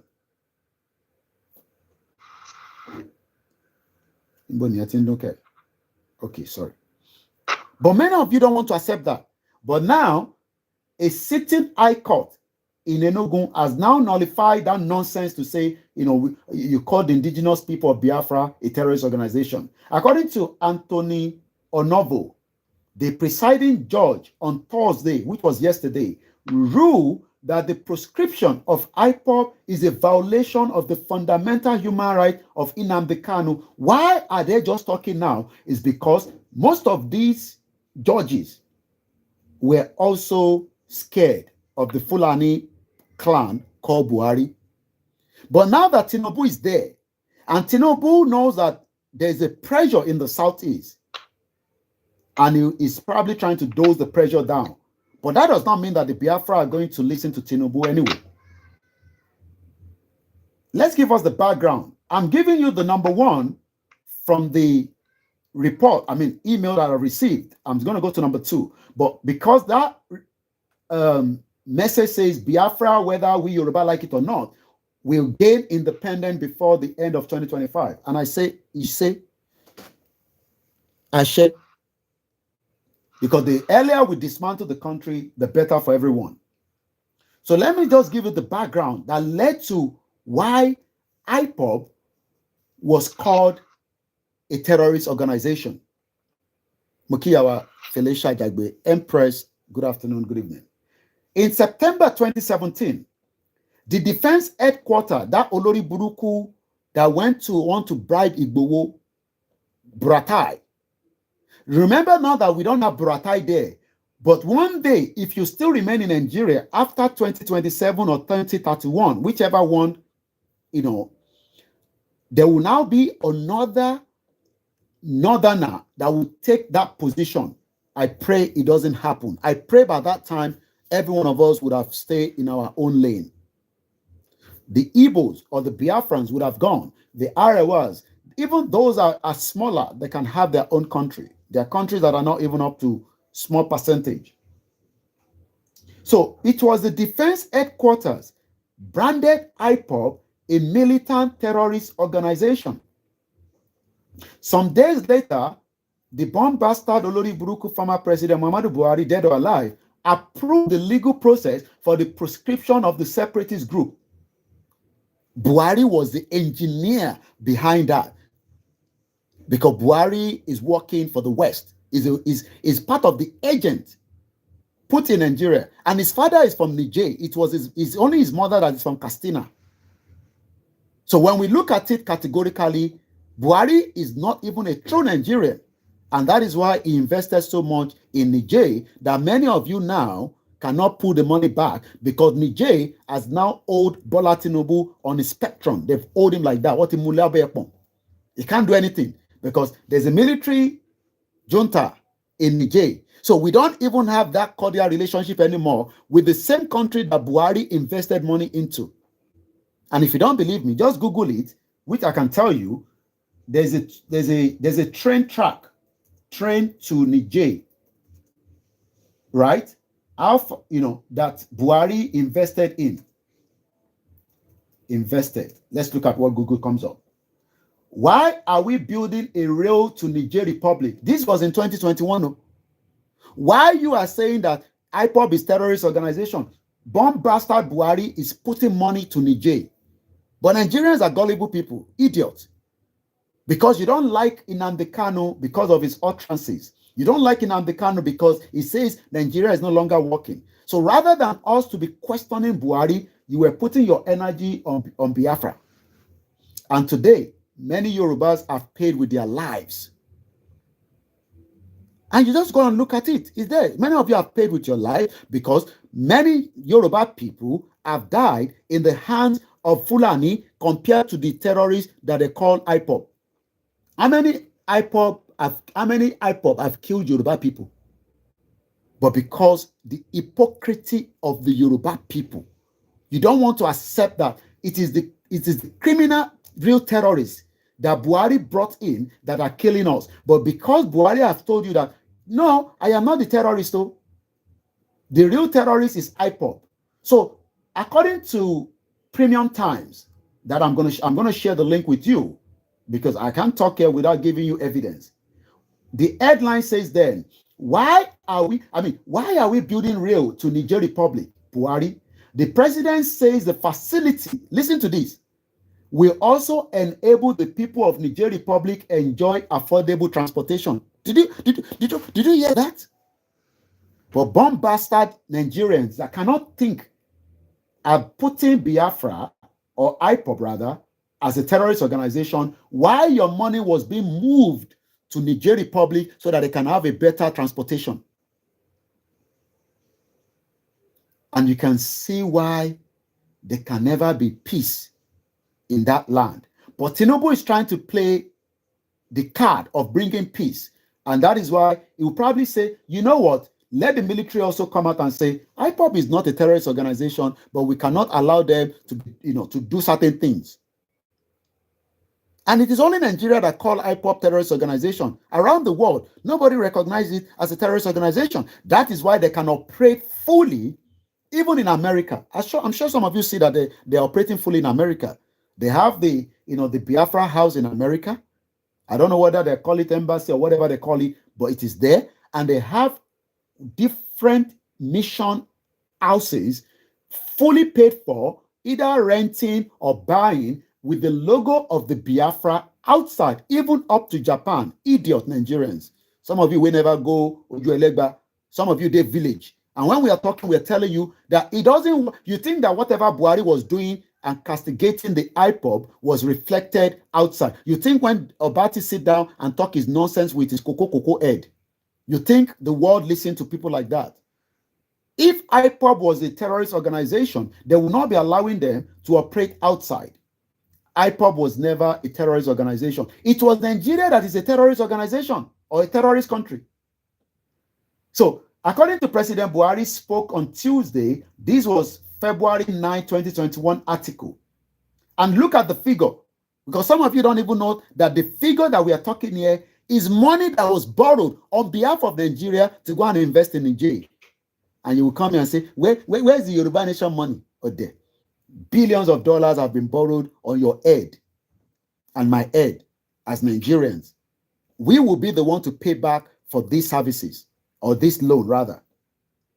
So according to the president that spoke on Tuesday, while performing a virtual groundbreaking ceremony for Kano to Maradi standard gauge rail line, are you, as a Yoruba man, would you ever travel from Kano to Maradi to go and do what?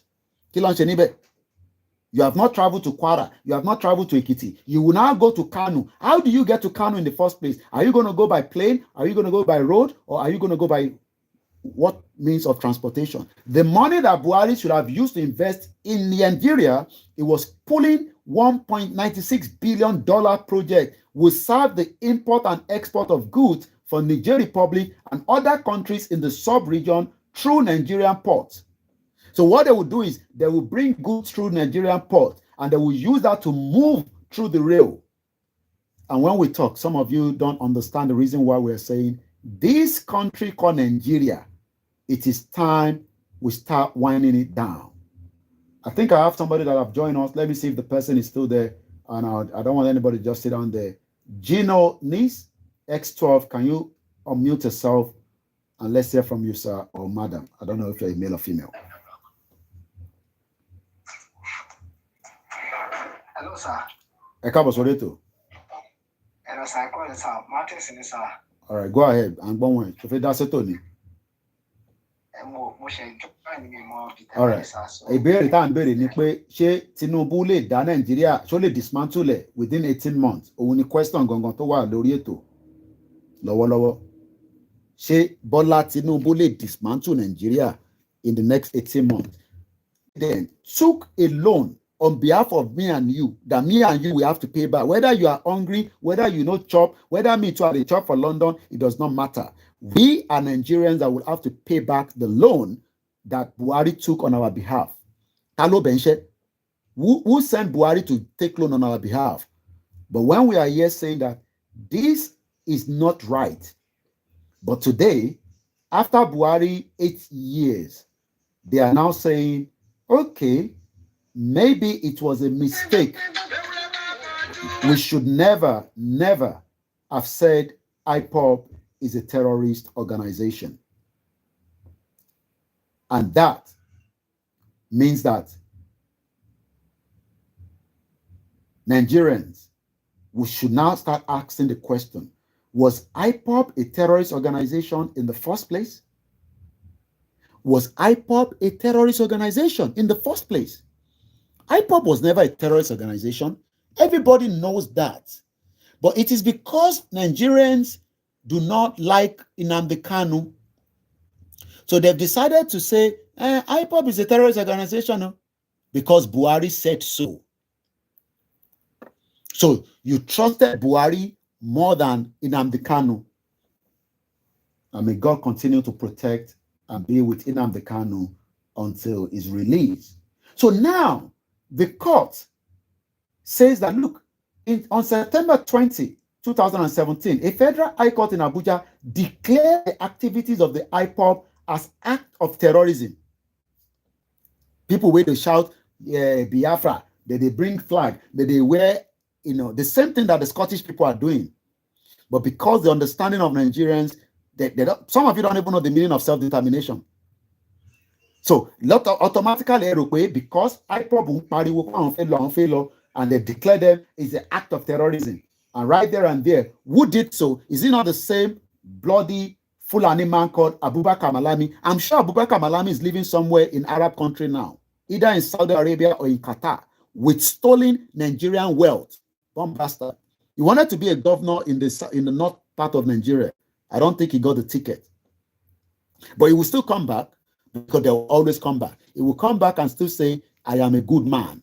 After all the money to TG, I'm talking about your AGF, Abubakar Malami, the Attorney General of the Federation of the Federal Republic of Nigeria, and also the Minister of Justice at the time. These were the two people that gave the go-ahead for IPOB to be called a terrorist organization. So I'm just giving you the background because we are a very forgetful people. Now, don't they forget Mohbad itself anyway. Justice for Mohbad. Justice for Mohbad. At the end of the day, many of you are forgotten about Mohbad. Life moves on. So, now that I've given you the background, so another latest headline is now that the court has said, look, IPOB is not a terrorist organization. The leaders of the Southeast are now saying, let us start the process of restructuring Nigeria back to the regionalism. Releasing Nnamdi Kanu, says the Southern and the New Belt Leaders Forum to President Bola Tinubu. The question again is, will Tinubu dismantle Nigeria within the next 18 months? Because now that IPOB is no longer a terrorist organization, the Middle Belt leaders and the Southern leaders are saying, look, Tinubu, if you still want every one of us to remain in this country called Nigeria, okay? You want us to be one block Nigeria, you would then have to start talking about the release of Nnamdi Kanu, regionalism, and also restructuring. Those are three things they are demanding. That shows that even everybody knows that the country is not favorable to everyone. The same way the Yorubas are saying we want restructure from the aspect of the Afenifere, not the campaigner for Yoruba Nation now. The question is, how will Tinubu manage all this crisis? Because number one, Nigeria doesn't have the money anymore. So the crisis is still there. The crisis is not going to go away anytime soon. So if you think that Tinubu being the president, as confirmed yesterday by the Supreme Court, he has more problems to deal with, and one of two problems that he has to deal with is the Yoruba Nation campaign and the Biafra campaign, because those two are not going anywhere. Just like Tinubu stated while he was in London in exile that he does not believe in one Nigeria himself. Sonke said it is just a distraction. If they say IPOP is not a terrorist now, then they should release Nnamdi Kanu. And I see that Nnamdi Kanu, African Wahala, I say to my brother, the only job of a politician is to steal and kill you so-called Nigerian.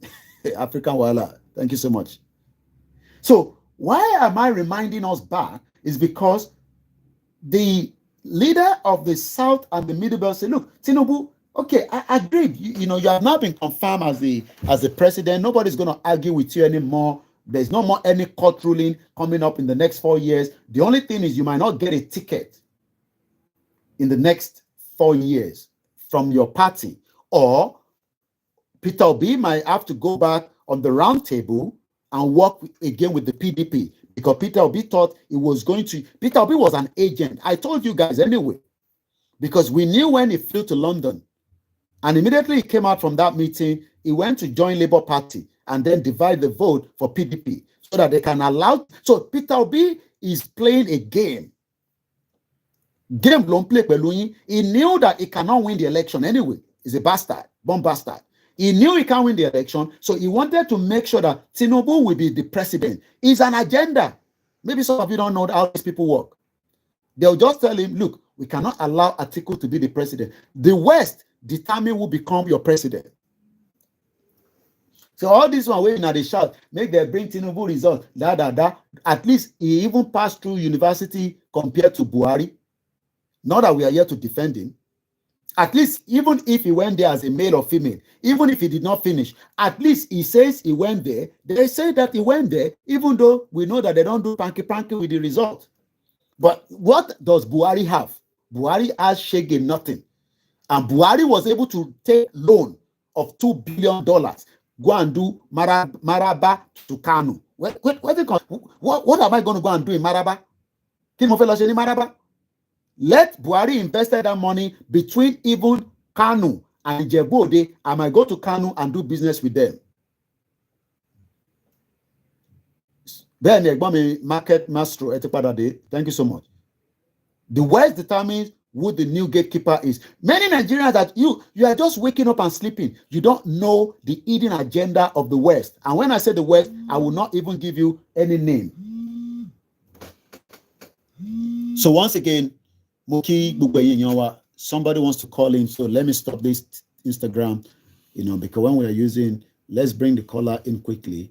I don't know who's calling, okay? And let's get the speaker on. Hope the Friday is going well for every one of us. It's still the Friday conversation. My name is Olami Koiki. The West determine who become your president. Maybe you like it or not. Hello, caller. Hello, Mr. Olami. You're welcome to the program, sir. No, service you down. Hello. We can hear you.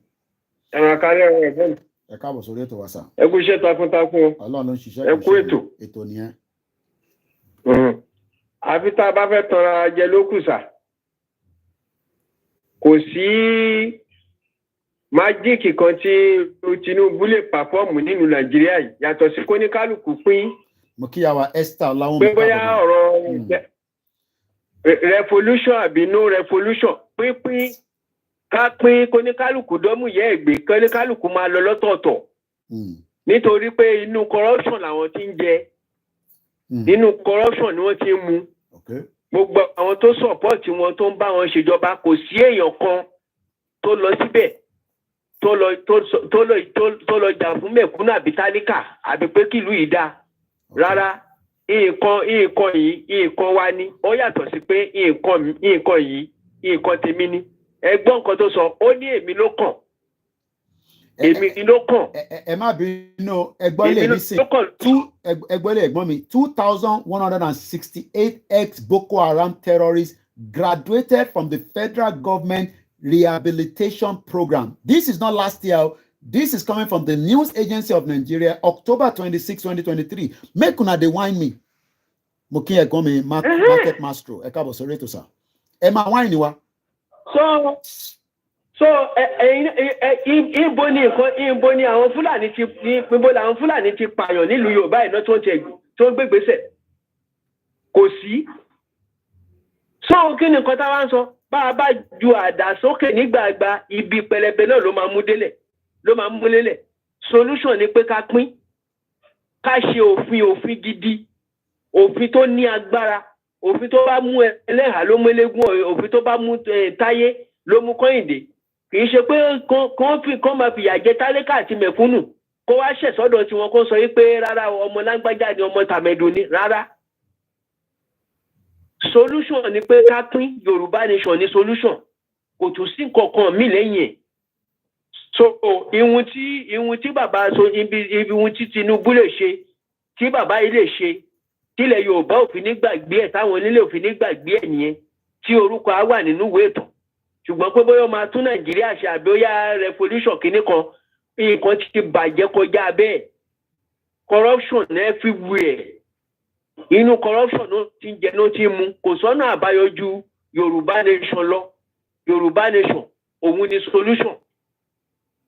Ẹ ṣe kú ètò. Ẹ ṣe gan ni. Mo kí bàbá mi ọmọọba Bíọ́dún Grace Chapel. Ẹ káàbọ̀ sórí ètò.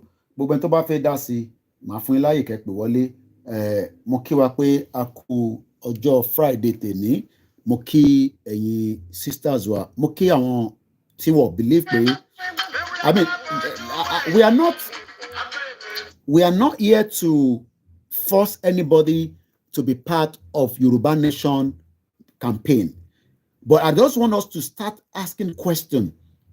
Was it very on an honest basis calling IPOB movement a terrorist organization in 2017? Now they are coming back to say, oh, we did a mistake. It is not even meant to have been prescribed. It was a mistake. So the question now is, what do we do? Bola Tinubu is playing a game so that it can cool down the tension in the southeast part of Nigeria. There's no way we can have Yoruba nation without negotiation. There's no way we can have Yoruba nation without engagement. Yoruba nation is going to involve a lot of different activities. Let's take this call again. Bashin start a lane call Batifewa ama pa ile ni ikono la ma she because tabatin lo phone.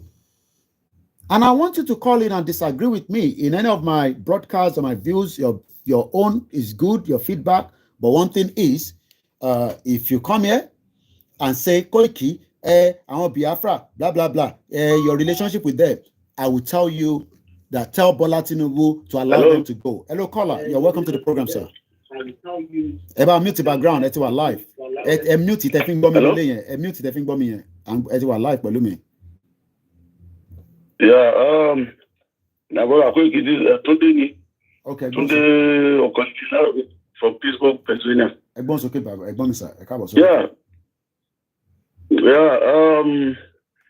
I know, but this program, one cannot, ask you how to do a program as journalist myself.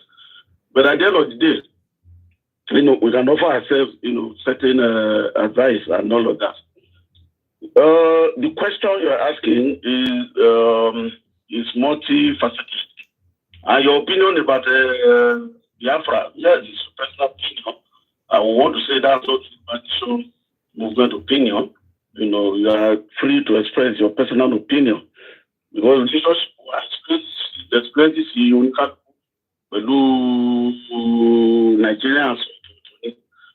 I live most of my life in Busan, and I live, the better part of my life, and I will be forever. All right, line crack. Momo be and no another device. The thing connect the phone here is like it's cracking now. We can't hear you properly if the line is cracking. But to go again. Let's see if maybe it will be better. Okay, adjust whatever. If not, all right, okay. Let me cover because I can hear you clearly. Go ahead. I just want to be sure that you are not using another device or something. There. Oh, okay. All right. So, because your platform is which people finally at calling, pray for you, and because you are the voice of you are the voice of the movement. You are the voice of the movement. Question: we have to focus on what we are doing. Yes, Biafra we might be going for the same thing, but we are separate nations. We have to know that. There's no doubt about it. There's no doubt about it. Everybody agrees on that. Approach that we have to. Oh, definitely. We are not. In order not to be. Yeah. Yeah. In order not to be mistaken for. I don't know if you have seen videos of what I thought has done in the past. Yoruba nation will never do such thing. Well, that's why we are two different. Never. And you have said the same. Exactly. That is never. Sherry, one thing. One thing we got to agree is. Yeah. Whatever they are doing, how does that concern us? If what they are doing is not okay with the government, give them a referendum and let them go, so that we will remain Nigerians with the Hausa and the Fulani. That is what I am saying. No, that is it. We are saying, look, like I said, your passion. Yeah. Your passion. You have to separate your passion and what you want. Yeah, but I am a journalist. I am a journalist because I have seen this Enisuru. I have seen the same thing that you all are trying to put as Koiki and what Biafra and Wawa into armed struggle. But this is the same thing that happened in IRA, that they forced the British government, so that the British government decided, you know what, our bastard before they destroy everything, just go away. So what is wrong in that? Yeah, this is the same thing that the East Timor fought for. So why must it be that my own views, and I've said it that my views has got nothing to do with Yoruba Nation, this is my own personal views. But whether I speak on behalf of Yoruba Nation and my views has to now be hidden. You see, I want to be the one thing you have done a very good job of speaking for Yoruba Nation, and especially being the mouth of Chief Sodibo, and you have been able to separate the movement, from the person of Chief Sodibo when he's talking. To answer as Sodibo is different from when he's talking as a leader of Yoruba Nation. I love that you have done, but that is where you too. And you did that, knowing that, look, pronouncements from certain people. You don't know how weighty. If you know the weight of your words, one lie, you will not mention anything now. You will know to have a part on everything. Okay. All right. I mean, it's good we get feedback. Good. I know. That is where people like you have to separate between, okay, this is what I want personally. Like, this is how we have to go about it officially. Yeah, but I have never... I understand the point. The question now is, we are getting a message now from the Nigerian system to say, even the same IPOP won't commit all these atrocities. Number one, they are not a terrorist organization. I haven't seen the reaction from Bola Tinubu yet. I'm waiting to see either the presidency will react to that. If the presidency keep quiet, that means that Tinubu himself knows that these are not terrorists. So if they are not, It is the Sherry, the same thing that you saw. It is what Buhari, the same thing that the same thing that we are playing right now. Yes. Is what the British did. Yes. The British were very, very cunning people. They make sure that the hatred between the three ethnic groups here, even if we are separate. Exactly. And So, you know, my brother, we are the center of this. I will line you clear, Ada. We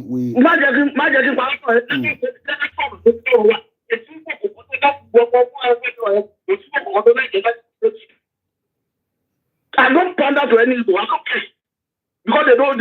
I know whom they are. No more that. Okay, that again. That again is a personal thing. Is a personal thing. That one is an issue. Okay, the same thing. Not like Johnson. You know, He has always campaigned for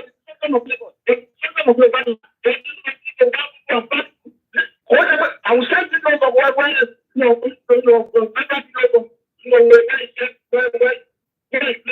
line one, you're clear. I cannot hear properly. The line is very bad. So we are struggling to hear you. I'm sorry. I don't know whether you can hear him. You know, I cannot hear him because he's struggling. You know, phone in case get back to Koiki is allowed to have his personal opinion and about enter our Twitter space. I'm going.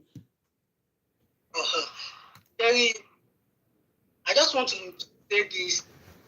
Triple DRS, good evening. Yeah, we cannot hear the caller, and it's like everything is muffled. We can't hear him very well. You know, you'll always be welcome to call back. Go ahead, Mr. Adams. Okay, in my own opinion, I don't know about anybody. You can see it as another thing, but to me, as Biafra, they are. I'm fully Yoruba man. I'm a Yoruba enemy. Then yeah, yeah. But as far as I'm saying it, we are fighting for the same. America, the lot of people in Nigeria. I've talked about holiday in Nigeria. Everyone's okay.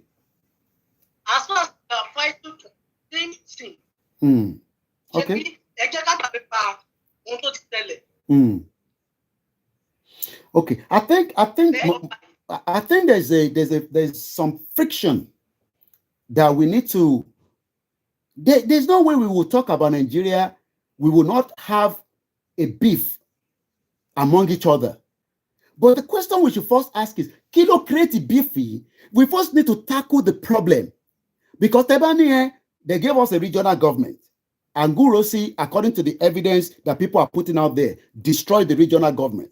Because that is, you know, the argument. Ojukwu wanted to bring Biafra to Ore. He killed many people. All these things that you're talking about, we cannot take it away out of history. It's still going to be there. But we are now talking about another generation of Yoruba people. Igbo ngbe nile baba mi, níbi tí baba mi kọ́lé sí ní Nigeria. We have them there. I have talked about èyí tó gba shop lọ́wọ́ wa, tó fẹ́ gba shop yẹn lọ́wọ́ wa. We have that there. If the system was working in Nigeria, I would not even have to be going to the police station. I would have dealt with it in a way that it will not go through that way. So if all this issue of we and the IPOP, or we, not even we are there, let's even say we and the Southeast, if there's a friction between us, how do we dissolve this friction? Number one, nobody wants to agree that the reason why we are all in this mess, that the hatred is there, is because we were put together by the British in 1960, or in 1914 rather. If there was nothing called Nigeria in 1914, I don't think the Igbo will want to come and take our land. Okay? Number two, when we talk about the problem that took place between the 60s, there's no way we can throw that into the basket. The problems were there. But if we are going to allow those problems to continue or not continue, allow them to go. All these, and what about Lagos, what about this, what about that? Many of you are saying that they are into armed struggle. That is another argument. One para one. Nígbà tó ti ń para wọn, ṣé wọ́n wá pa ẹ̀yìn? Give me the evidence with a video evidence. I'm not talking about beer parlor conversation. I need a video evidence that the Igbos of today left their base in the southeast on this agitation of Biafra, and they've come down to Yoruba territory to kill us. I need that evidence. What is the root cause of the problem? Question mark. What is the root cause of the problem? The British knew what they were doing. They were very, very smart. Harold Wilson. Harold Wilson says the British allowed Azikiwe, as at the time, to take some loan. I can't remember how he put it. But eventually, the same thing they did with Azikiwe, they were doing it with Awolowo. You know that each time they were having meeting during the Lancaster, the British were conning that they were having another meeting with the northern part of Nigeria. So why is it that today, all these issues between Yoruba people and Igbo, we still want to allow it to stop a movement between a two nation that wants to now pull out? Are we not meant to be talking about the pull out if the union of Nigeria is not working? I cannot buy into it, because at the end of the day, I will say that the British were very, very cunning people. I've lived with them for 25 years and I know what I'm talking about. Even between us and the Caribbeans, they've tried to destroy us. You know, set about the country one, somehow disturb our money. And if they're going to be a threat for us, we will have to defend the borders, just like any other countries are defending their borders. That is something that we must understand. They are doing armed struggle. Yoruba people are not doing armed struggle. Problem to you. And as long as they remain Nigerians, there's nothing you can do. It is entirely up to Yoruba people not to sell anything they are selling in Isolo, in Okota, in Festac.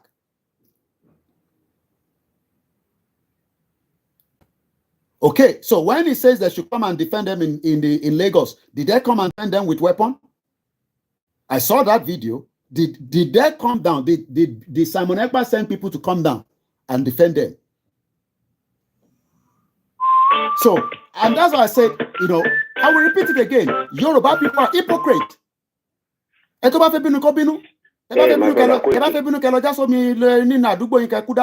care. Can you hear me? Loud and clear. It is very easy when you are all coming out and say, our Yoruba.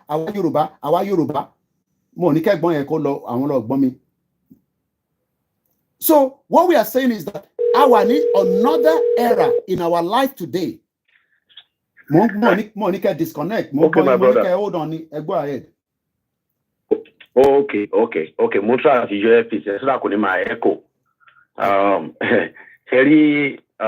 we are right now, it amazes me when I listen to a lot of our people taking a position on what they know little or nothing about.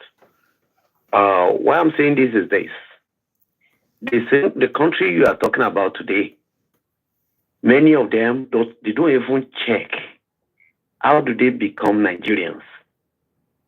And about a lot of people that are no Nigerians, he knows what he's talking about. Because this is a country that there was never a time that the indigenous people came together to say, look, we want to live together. But some people look at their own business interests and force the people who have no cultural affinity, who have no common tradition, who does not even understand their languages, they put them together to make one country, and they call it a nation. And since they did that, say, I want to, but they don't even understand the language of themselves, how can they be on the same page? So we are now talking about if there is hatred between one indigenous people and the other. Why won't there be? Because Nigeria is like a forest where it's not even a zoo, because like I always say, a zoo is better organized In a zoo, you will not put a lion and a deer together. But in a jungle is where you see them and others prey on others.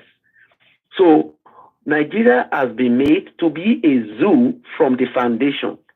And they put everybody together. So in the quest for survivor, there will be, everybody will be, we want to exercise power when they have the opportunity.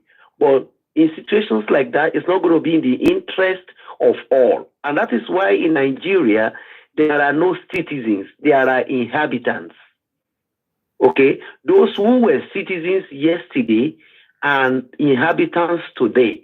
So everybody, if you are not in power, if you are not in politics and you are not the governor, or you are the president, or you are a minister having diplomatic passport, you are an inhabitant, not a citizen. The country does not have indigenous people as citizens. The only people that are citizens are those with diplomatic passports. Okay? Now, getting that into our head, those who are saying, why are you having alliance? Why are you supporting the Biafrans? Why won't you? The enemy of your enemy should be what? Should he be your own enemy or your friend? The enemy of your enemy should be your friend. Because that is the only way you can both get your freedom. You get what I'm saying? Now, there are different ways to self-determination. Armed struggle is one of it. And if you look at it, it is not the Biafrans that just choose to kill themselves. There are reports that exposes the genocide that Buhari administration and Uzodima and the, what's it called? These Umai, that they are committing in the southeastern part of Nigeria. You get what I'm saying? So people are not talking about that. When people now rise in self-defense, that, look, you can't continue to kill us. So if we stay in our homes, there are situations where we have seen Nigerian military burning down houses of innocent people, arrest youth on the street, charging them as IPOB. You get what I'm saying? So even girls are not exempted. They keep arresting people on the street, all in the name of IPOB. They are the ones that also say indigenous people of Biafra that they are terrorist organizations. Have they gone to Abuja to attack Abuja? Have they gone to Lagos to attack Lagos? Have they gone to Ogun State to attack Ogun State? They should look at how terrorists operate. Can you compare how IPOB operates with the way Boko Haram and ISWAP and the rest of our Fulani men? Can you compare their modes of operation? You can. And so therefore saying that they are terrorists is just a narrative. See, the Nigerian government seems to daily, and the number of our people are buying into that. When they kill their own people, when the military kill their people, we don't talk about it. We think it's a normal thing to happen. Now, the rally that we had at Ojosa, and they shot a guy just by mere saying, look, this is what we want. Raising placards. Nobody was throwing stones. Nobody had guns. Nobody had matches. But while they were doing peaceful rally, Nigerian military went there, or the police, and they shot at innocent people. Do we now say that is also terrorism on the part of those who were doing the rally? So, you see, Nigeria is at a point where abnormal situations are always justified by our people. And then to forget about that, I only want to add it before I drop. For those who are saying, this is the first time through Yoruba one day, people we should give him a chance. We have no business with who is the president of Nigeria. Because Nigeria, we are saying that is an entity where there is no mutual respect between the indigenous people because of that diversity. We could not manage that diversity. We are saying that that is an entity where we don't even trust the next person. So you only your own tribal man, you want him to be the one in power, to control power. How about others? So when others are in power, you complain. When it is your own person, you say, oh, let us support. Is that how to develop the country? That is why we are where we are. And what we are asking for is not who becomes president of Nigeria. What we are saying is that union is not working. That project is failed. It's a failed project. Let's go back to the drawing board. Let's go back to who we were before the British came and forced us together. So that everybody can map out a roadmap to their own future. Yeah. You understand? That is exactly what we are saying at the moment.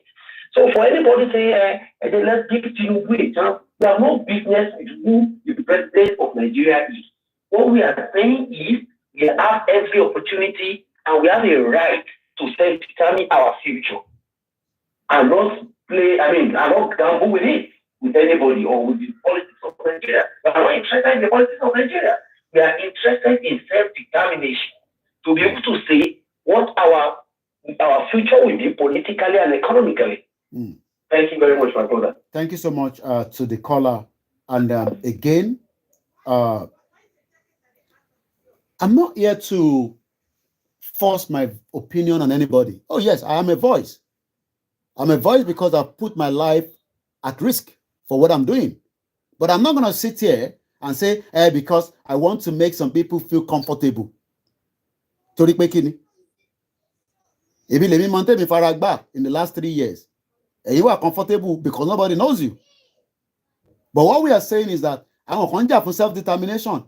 Tẹ́ bá dé mọ̀ pé kò ń ṣe self-determination là ń jà fún. Ẹ jẹ́ ká kúkú close the chapter yẹn ká dẹ̀ máa wòran gbà yẹn.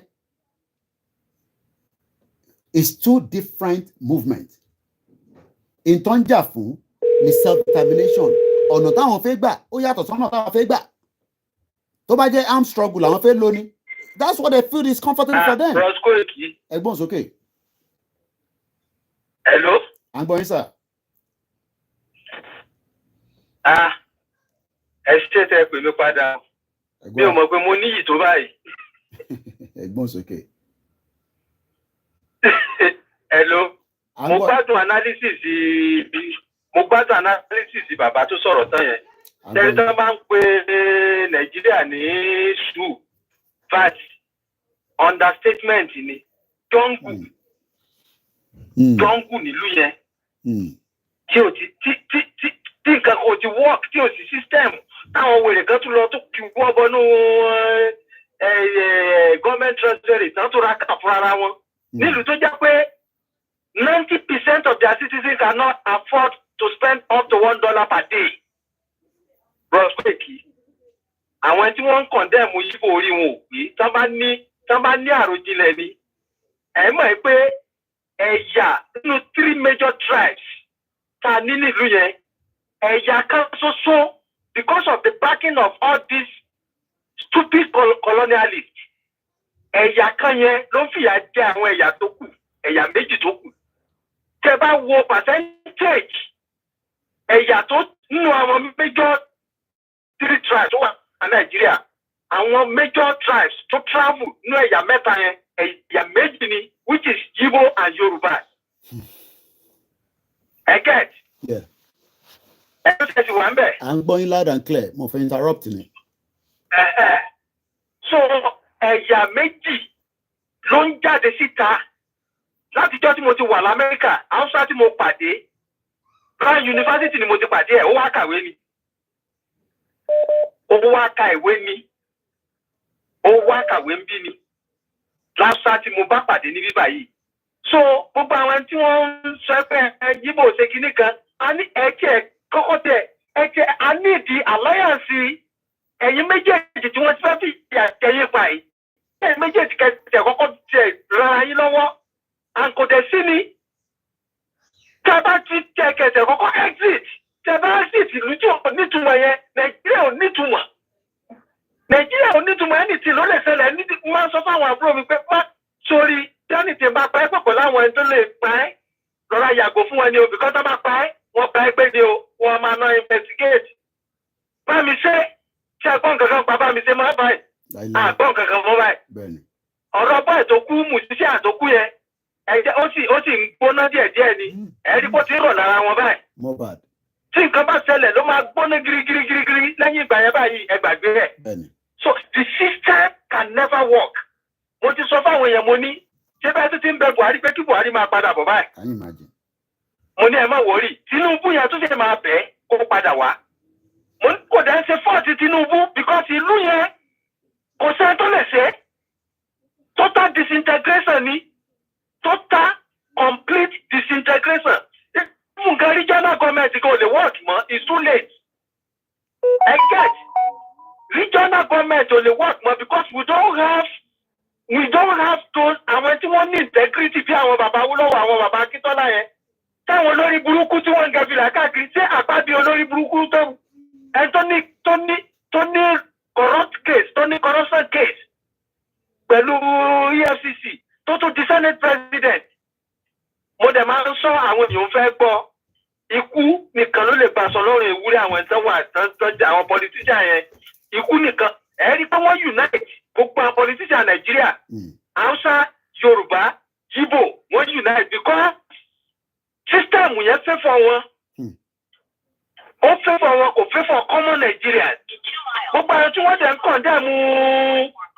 kọ̀ndẹ́mù àwọn Igbo pé kíní kankan wọ́n fẹ́ gbalẹ̀ lẹ́kọ̀ọ́ mo sọ̀rọ̀ gbá ọ̀rẹ́ mi kan lórí mo ní ẹ̀ Igbo fẹ́ gbalẹ̀ lẹ́kọ̀ọ́ mo ní lọ sí Tinker Island kí n tó travel kúrò Nàìjíríà lọ sí Tinker Island lọ sí Wharf lọ wo population àwọn Hausa tó wà ń bẹ̀ kó lọ wo population àwọn Hausa tó wà ní Tinker Island àwọn tó wà ní kí ló ti pè ní Wharf àwọn ní tẹ́ bá sẹ́ndì mọ́tò àwọn ló ń dìtámì iye tẹ́ máa gbà jáde àwọn ìyá méjì lọ ń ṣerú níta ẹ̀yà kan gbẹrù lórí wọn nínú ilé àwọn sáà ni wọ́n dìtámì iye tí wọ́n máa gba mọ́tò last time ta sẹ́ndì mọ́tò agbé mọ́tò mi ní 1,500 adẹ̀tí àgíìpé iye tí wọ́n máa gba mọ́tò lé would be something around 850 orí omi ni mọ́tò wà tán ní mọ́tò ti di 2.5 million can you imagine sẹ́ẹ̀lú nìyẹn so ẹ máa bẹ́tò lọ kò sí nǹkan tó bá nínú alliance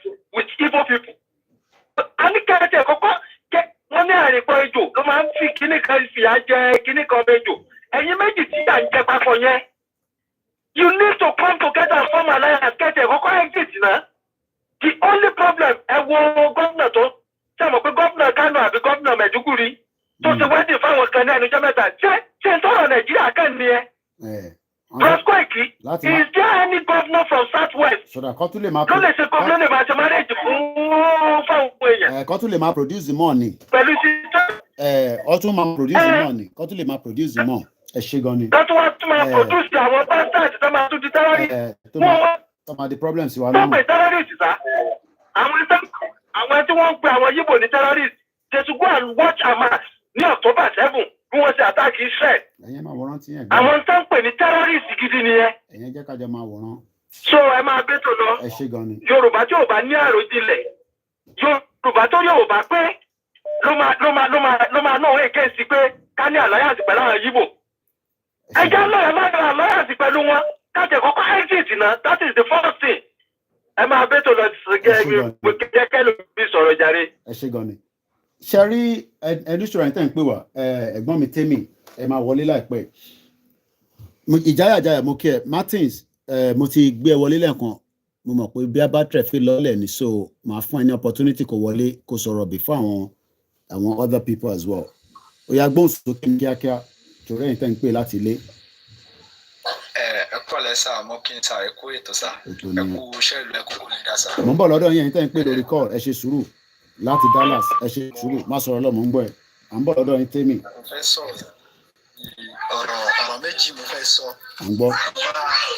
ọ̀rọ̀ bàbá Tinubu nǹkan tí èmi expect láti ọ̀dọ̀ bàbá Tinubu after the 8 months sọ kò ju pé bóyá kí bàbá sọ pé òun fẹ́ kúrò ń bẹ̀ kí bàbá wa sọ pé ó kéré NNPC o àwọn fẹ́ ta kó wá set up èèyàn kan again kó gbowó fún pé kó lọ rà á kán ṣe bọ́ ṣe ṣe Dangote tí wọ́n kó gbogbo resources wa tọkọ lé lọ́wọ́ kí yẹn náà tún lọ ra NNPC.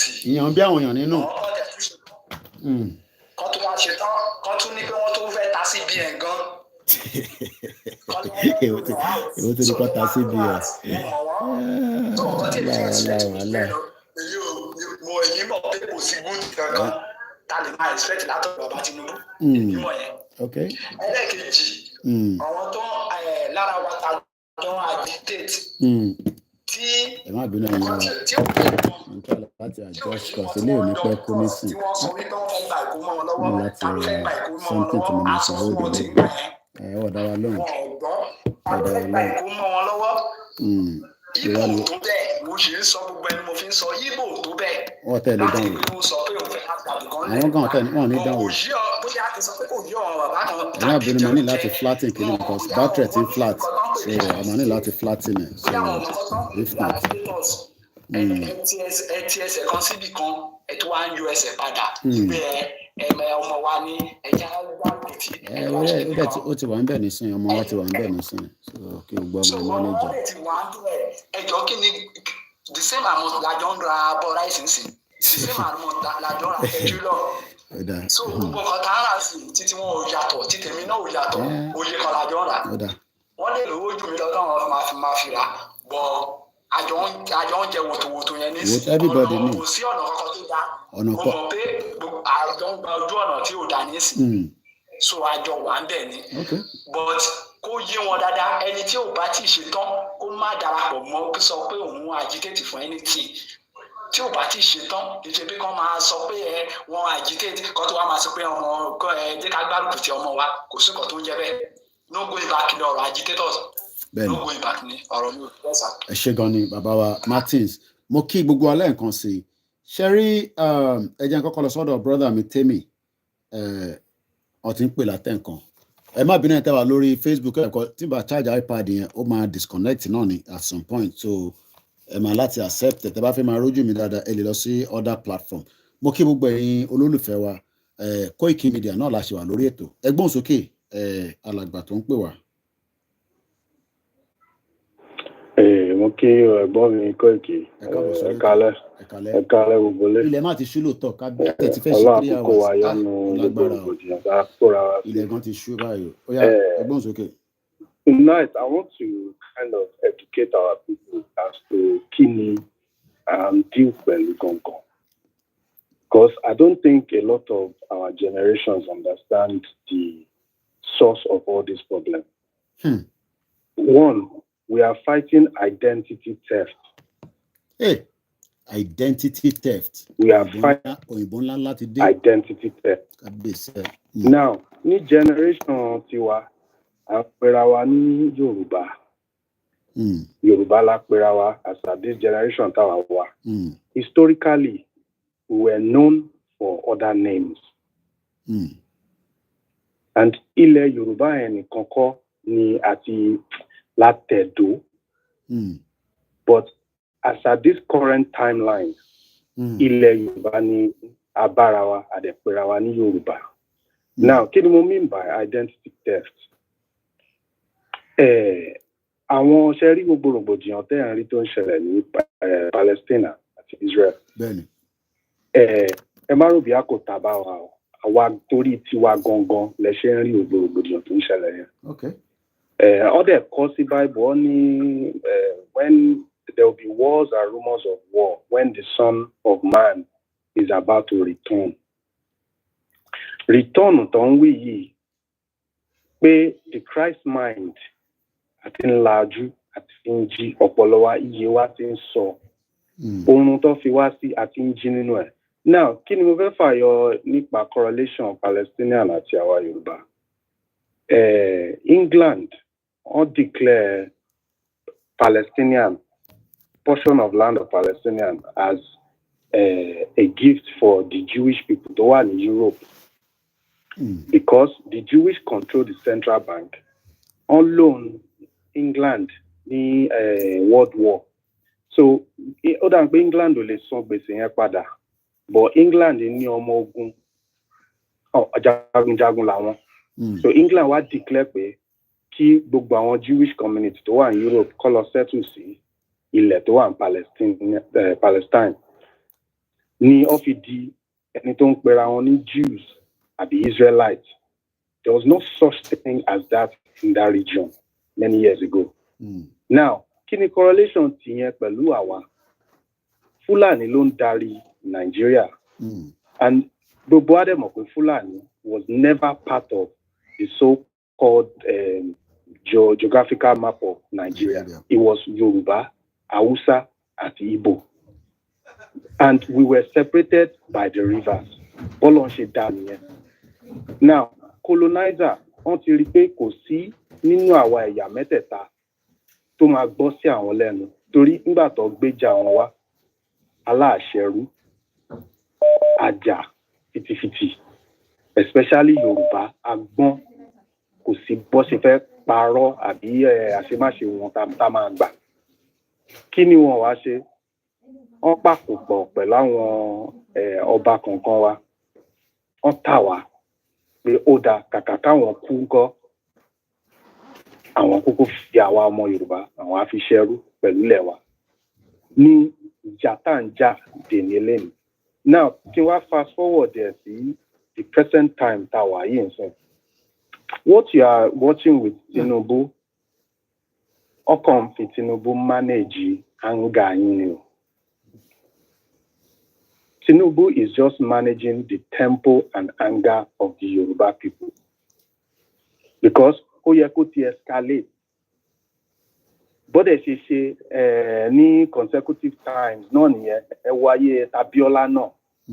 How the whole world erupt regards Abiola. So ó fi ọmọ Yorùbá sí láti fi cool temper ẹ̀yin ẹ̀yà Yorùbá wọn ò fẹ́ kẹ́ ẹ jí pátápátá. Torí tọmọ Yorùbá bá ta jí pátápátá ta fohùn ṣèkan pé ó da ilé yá kò sí mímì kan nínú gbogbo àgbáyé tó lè mì wá. Àṣírí tó dẹ̀ wà bẹ́ẹ̀ nìyẹn. Àwọn nǹkan táwọn baba ńlá wa dẹ̀ filẹ̀ ó sì wà lọ́wọ́ àwọn tó wà lọ́wọ́ ẹ̀.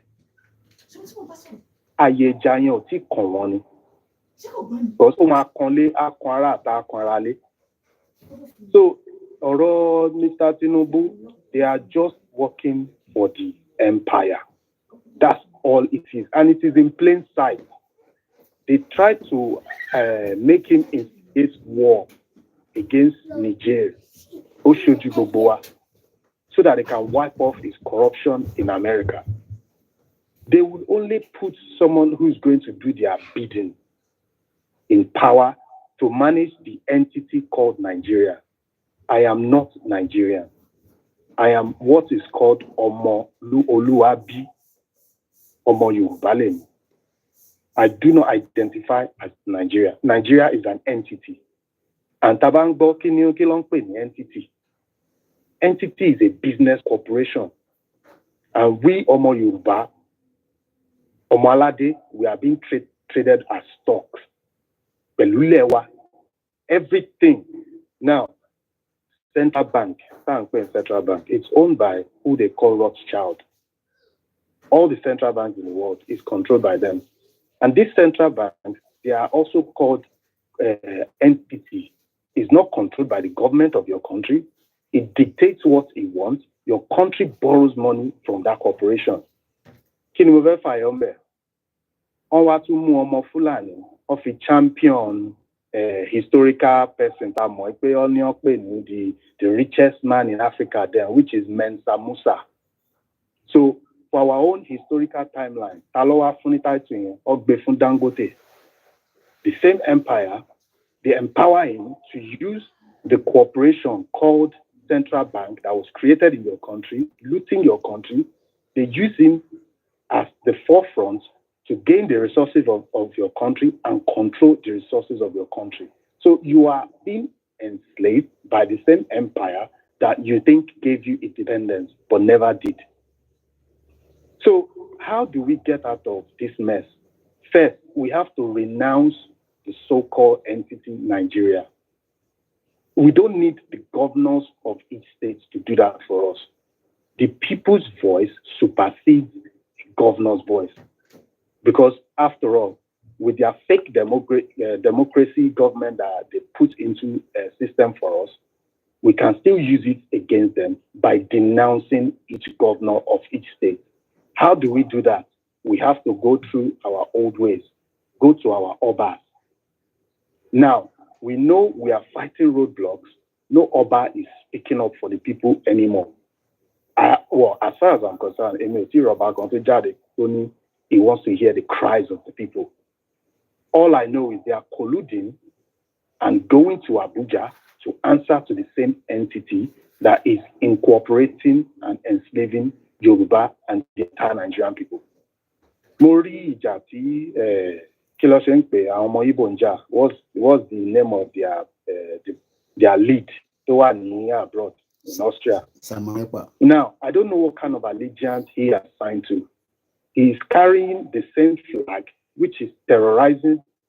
Yes, Samuepa is carrying the same flag that is terrorizing Nigerians at the moment, which controls our central bank, is flagging it with Biafran flag, which is the Israel flag.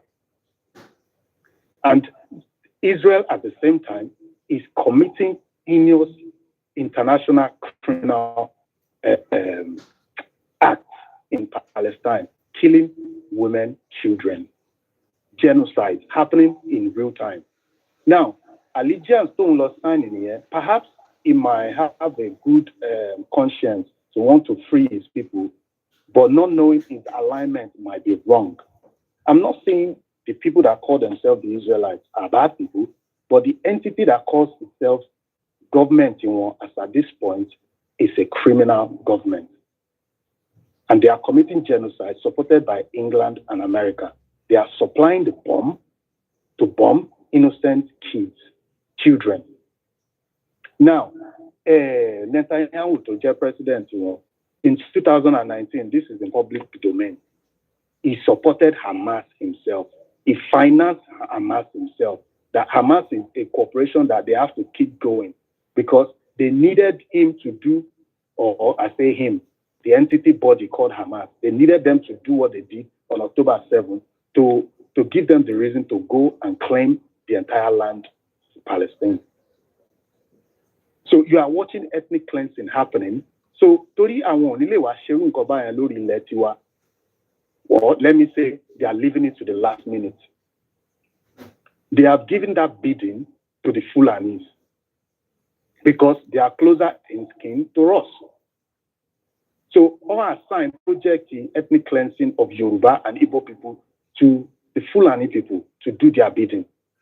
Ti agbára Fulani Obaka, which is the divide and rule that they always play. So they are playing that card at the moment, divide and rule.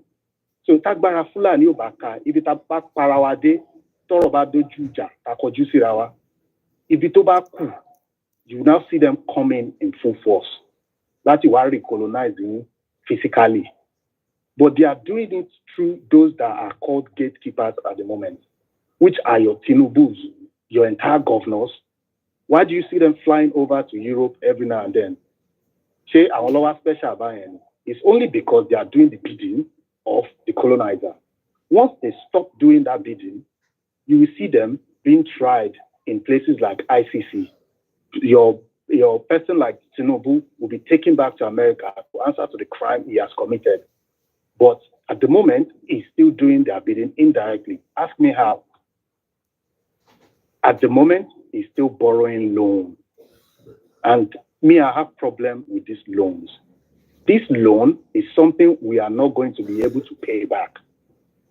Hence, you are watching the devaluation of the Naira. They will devalue Naira to the extent that 1 Naira would almost be equal to 10,000 Naira. 1 pound would be equal to 10,000 Naira. So how are you ever going to pay a debt of such with inflation factored into those debts? So you are going to enter perpetual debt, which is forever and ever debt. And why do they want that? Because of the resources in it, all you are going to remain is slaves working and paying tax to the entity called the central bank and the British establishment. So to narrow it down and summarize, Ija identity Olanja and Feki Omo Yoruba, OG throughout gbogbo àgbáyé, gbogbo atrocity that you commit against the one, ẹ̀yin lẹ wà nínú Bible, ẹ̀yin ló fi kọ Bible, ẹ̀yin ló send sí gbogbo àgbáyé tó ship yín káàkiri. You are the only person that genocides have been committed upon that's never been heard of on this planet. And you are here negotiating and discussing how we are going to claim our land back. Say, Awakolo Yakama Yalosi, governor of Gani, each of you, your job is done. We, the people of Yoruba, we've had enough of entity ruling over us. After all, you vote them in every 4 years. Do they ever do anything to favor you as a Yoruba person? Never. They will never do that because the money they are borrowing is called money laundering. You borrow it from the central bank, it makes its way back to the Europeans through your governors going to invest the same money in their own economy, in the European economy, and buying land and buying corporations there. They will never spend that money on your land because that money doesn't belong to you. So, in a nutshell, let's stop discussing this online. First, let's go to the organizations that call themselves the ruling powers and denounce ourselves as Nigeria. We start with that and make sure the entire world knows that we do not call ourselves Nigeria anymore. So Tabakwe Nigeria, we didn't appoint them as Yoruba leader. So we are going back to face our Obas. Exile. If you can't do what the will of the people is, they go to exile. And we need those that need to act. Chief Sunday Igboho is the only man I see standing for the Yoruba people at the moment. And Professor Banji Akitoye, Babadada, they are the only people speaking for the Yoruba at the moment. And Igboho alone cannot do it. He needs the youth along as well. So we need to bolster all this talk online, put our foot on ground, start going to school. Yoruba land, we need to wake up our people. Enough of Fulani succeeding our land. We are not in a good relationship with Fulani at the moment. We can't be smiling with them. Give them ultimatum. Let them go back. After Tunleshe. Thank you very much.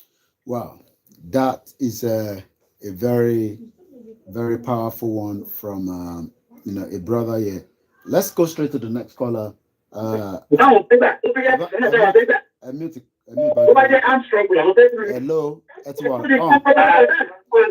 the background.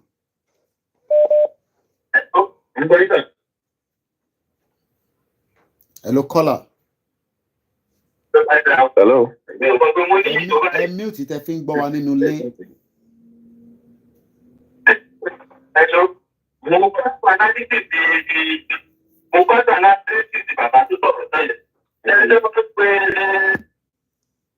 The bank pay mute it, I think, but one in late. Mama confused around here. Hello, caller. Go ahead. Hello, quick, go ahead. I'm going loud and clear. Hello, Sangami. Go ahead. We can hear you. Oh, good. Mr. Koiki, please, I beg you in the name of God, don't let anybody cheat you. That is number one. Number two, don't let anybody use, words to blackmail you. Now, if you go on X, there are some Yoruba boys. These are guys, they are like 4 or 5 of them like that. They came, these guys saying they are for Yoruba. But unfortunately, these guys, they are APC paid agents that were working for Tinubu and APC underneath. Now, they are the one that has been trying all their possible best to divert our attention to make us see the Igbos as our enemies. The truth is, Igbos are not our enemies at all. And you see, it got teach in mathematics, when up was negative terms like the enemy of your enemy should be your friend. The friend of your enemy should be your enemy. The friend of your friend is your friend. And the, friend of your enemy, is your enemy. And you want to take calculation to wow, these guys don't mean well for the Yoruba nation and Yoruba people. They are working for their own food. They are working for their own money. So this issue of okay, that's why people you sold your land to them. They bought it with your money. Now, okay, that's why but you want one Nigeria. How do we separate ourselves if we don't break out from one Nigeria? So why are they so deceitful? Now, number two, let me tell you, Mr. Koiki, if we don't go down home, mo wish ni pé Chief Igboho máa padà sílé, tó bá padà sílé, our people are already oppressed. They can't talk, they can't do anything. They have been afflicted. There is no way. They just need a leader, somebody that can lead them for that revolution. Carry gbogbo àwọn leaders, all Yoruba leaders, all Yoruba pastors and Jews. Look at what is happening in Israel and Palestine. One job, Pastor Adeboye, that used to go to Redeemer was at Jew, that respect until I came to America and realized our people in business because was Pastor Adeboye, almost state, almost the Walani. That's the joy that can buy you. That thing that will vanish. That can buy you. Fulani Balewa, Fulani buy you. Àwọn criminal, wọ́n jọ ọmọ jọ́jẹ̀, ó sọ̀rọ̀ kó sọ̀rọ̀ kankan o. Israel àti kìlẹ̀sì ìjà, ọ̀rọ̀ lẹ́rẹ́, ìjà ti kò sí ìjọba Pakistan àbí Islam ìgbẹ́ o. They are fighting for their occupation náà jà fún o. Ó sáré pẹ́sìtà, wọ́n give press release. We are praying for Israel. Kìnìkan, we are supporting them. Can you imagine that level of slavery and colonization? And these are the people that respect our fathers and Lord, our Kilikan. They are as ignorant as everybody. So, gbogbo àwọn èmi ní Pastor Adeboye yẹn, èmi ní gbogbo àwọn afẹ́nifẹ́re, èmi làwọn ẹ̀dá àtàwọn arẹ́sẹ̀tì yẹn, out of the abundance of their ignorance. Wọ́n ti máa ń kọ́ wa tẹ́lẹ̀ náà ti sọ̀rọ̀ fún wa. That is the problem that we are having. Wọ́n sì lójú iṣẹ́ ìgbà tí mo ṣe rí pé ọmọ àwọn pípò yìí gan, òṣì òyì àwọn gan. That is the problem that they are having with this. So, please don't let anybody. You are doing a great and fantastic job. You are doing it. Nigeria, whether they like it or not, Oshima, and I like what Samuel Ekpa is doing. Samuel Ekpa, that guy, I wish you could have somebody that will support you, so that will be like Samuel Ekpa. That Samuel Ekpa, I like that guy. The guy that fire on the bomb. It's just political rules. Just to calm tension down. People need to come out. Why do they come out? Everybody is scared. They are suffering. So please, I'm begging you in the name of God, don't let anybody come. So that is what they are doing. They are not talking about Fulani to get our major problem because Fulani will not balance. They will rather kill you and market you and take your land. And there's nothing you can do. If you take the case to the police station, the police will rather adjust and leave them. It has always been that the question I want to ask the pro-Nigeria people is, say, who came into power? What has changed? That is the question for them. What has changed? Yes, their lives are getting more worse. So consider that you are great and fantastic, and I really appreciate it. Thank you. Thank you. Well, we've done 3 hours. We have 3 hours with the program. I think I have 2 more calls that have come through. I'm going to return one of the calls, 2 of the caller rather.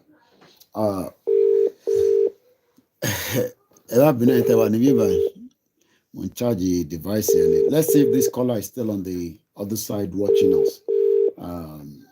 All right, they are not, seems to be there. Let's go straight to the next one. It's been a long evening as well. Okay, Jaya, hello, caller. It's okay. I'm going here, Kale. Hello. I'm going to say Kale, sir. Ètò nìyẹn. Bẹ́ẹ̀ni sà, ẹ kú ètò kan. Ṣé rí gbogbo àṣàrò ọ̀tẹ̀ ti bẹ̀rẹ̀ ètò yìí mo ti ń fọ́lò. Mo láìkì ìkẹtẹ̀ ń fi ẹ̀ ń ṣe gan-an. Nǹkan kan ẹyọ kan ni mo fẹ́ béèrè bóyá ẹ lè dàbí dán. Ìgbà wo ṣé 4 years ni ká dúró dè ní how many months, how many years? That is subject to when all Yoruba people are ready. Diplomacy. That is subject to subject to when every Yoruba is ready. Subject to when we are ready. Atemi, atento wanle, atento wanta. That's all. That is subject to when we are ready. Taba fẹ́ gba Yoruba nation lálẹ́. Taba fẹ́ lè fẹ́ anybody ní time because nígbà tí ẹni sùúrù sà máa jẹ́ kẹ́ sọ̀rọ̀. Nígbà tí 3 years ago kó tẹ̀ tó di pé èmi àti olóyè Ìgbòho line wa connect, mo ti sọ pé ọ̀nà báyìí la fẹ́ gbà. bẹ́ẹ̀mi ṣe rí àwọn èèyàn dẹ̀ sọ pé ọ̀nà yẹn kọ́ ló máa ń gbà a máa ń ṣe ní ọmọlúàbí ni nígbà tá a tún pàdé olóyè tún bá wa gbé ọ̀rọ̀ yẹn sókè ó fún wa ní 7% ní gbogbo tá à ń wá 3% tó kù àwọn tó kù tó jẹ́ 3% yẹn we could have done what needs to be done and that would have mean that Yoruba nation would have still ọ̀rọ̀ wa ló yẹ kó máa sọ ní United Nations lọ́wọ́lọ́wọ́ báyìí ọ̀rọ̀ Nàìjíríà ló yẹ kó wà nínú tébù throughout àná títí dàárọ̀ yìí United Nations General Assembly Security Council ni mò ń gbọ́ ọ̀rọ̀ Nàìjíríà ló yẹ kó máa sọ brother mi tó pè tán lẹ́ẹ̀kan kó tó di pé lè pè tó ní pé intan ṣe ni pé wọ́n tún gbé Tinubu wá láti fi slow down problem yẹn so question tẹ́ ń béèrè pé ṣọ́dún mẹ́rin ni ṣọ́dún mẹ́ta ni èmi ò lè answer yẹn when everybody is ready we will know what to do àwa ń campaign lọ ni so ẹ jẹ́ kí n fún iláyè kí n tó continue tẹ́ fi bá mi sọ mọ́ gbọ́n sá. ẹ̀mọ́ kan tó ṣe é pé mo gbogbo everything náà lè náà follow lọ nígbà tí mo wà ní ìjà tó tó gbogbo ṣe é kúrò jẹ́rìí ó wà òkè bẹ́yẹn okay our youth ìgbà wo ni ká fún àwọn bàbá Akíntóyè ní àyè dá.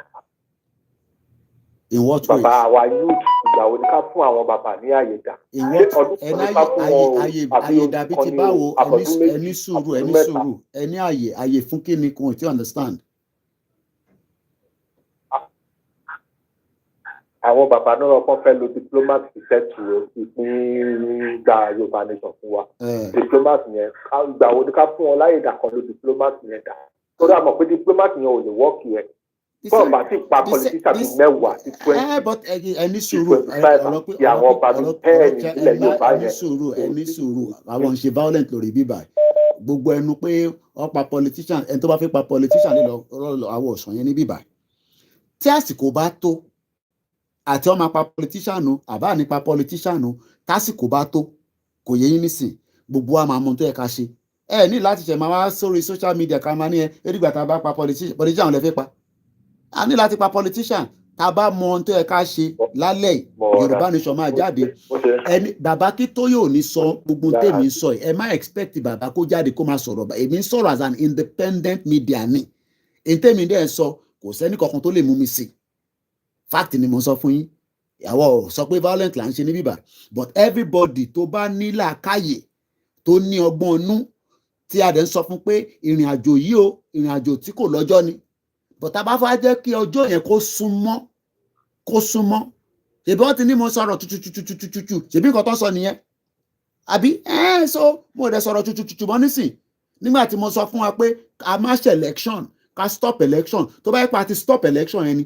ọ̀rọ̀ wa lọ́mọ máa sọ nísìn ní United Nations General Assembly nínú United Nations General Assembly yẹn nísìn ṣe mọ̀ pé bá ṣe ń sọ̀rọ̀ báyìí nísìn wọ́n ì tí lè pass any resolution kankan nítorí pé wọ́n ń lo veto power bí America ṣe ń lò ní Russia ń lò bí Russia ṣe ń lò ní China ń lò bí China ṣe ń lò ní UK àti US ń lò wọ́n ń fi agbára ra wọn ní United Nations when humanity is dying so táwa náà bá ti ready we will do what we need to do.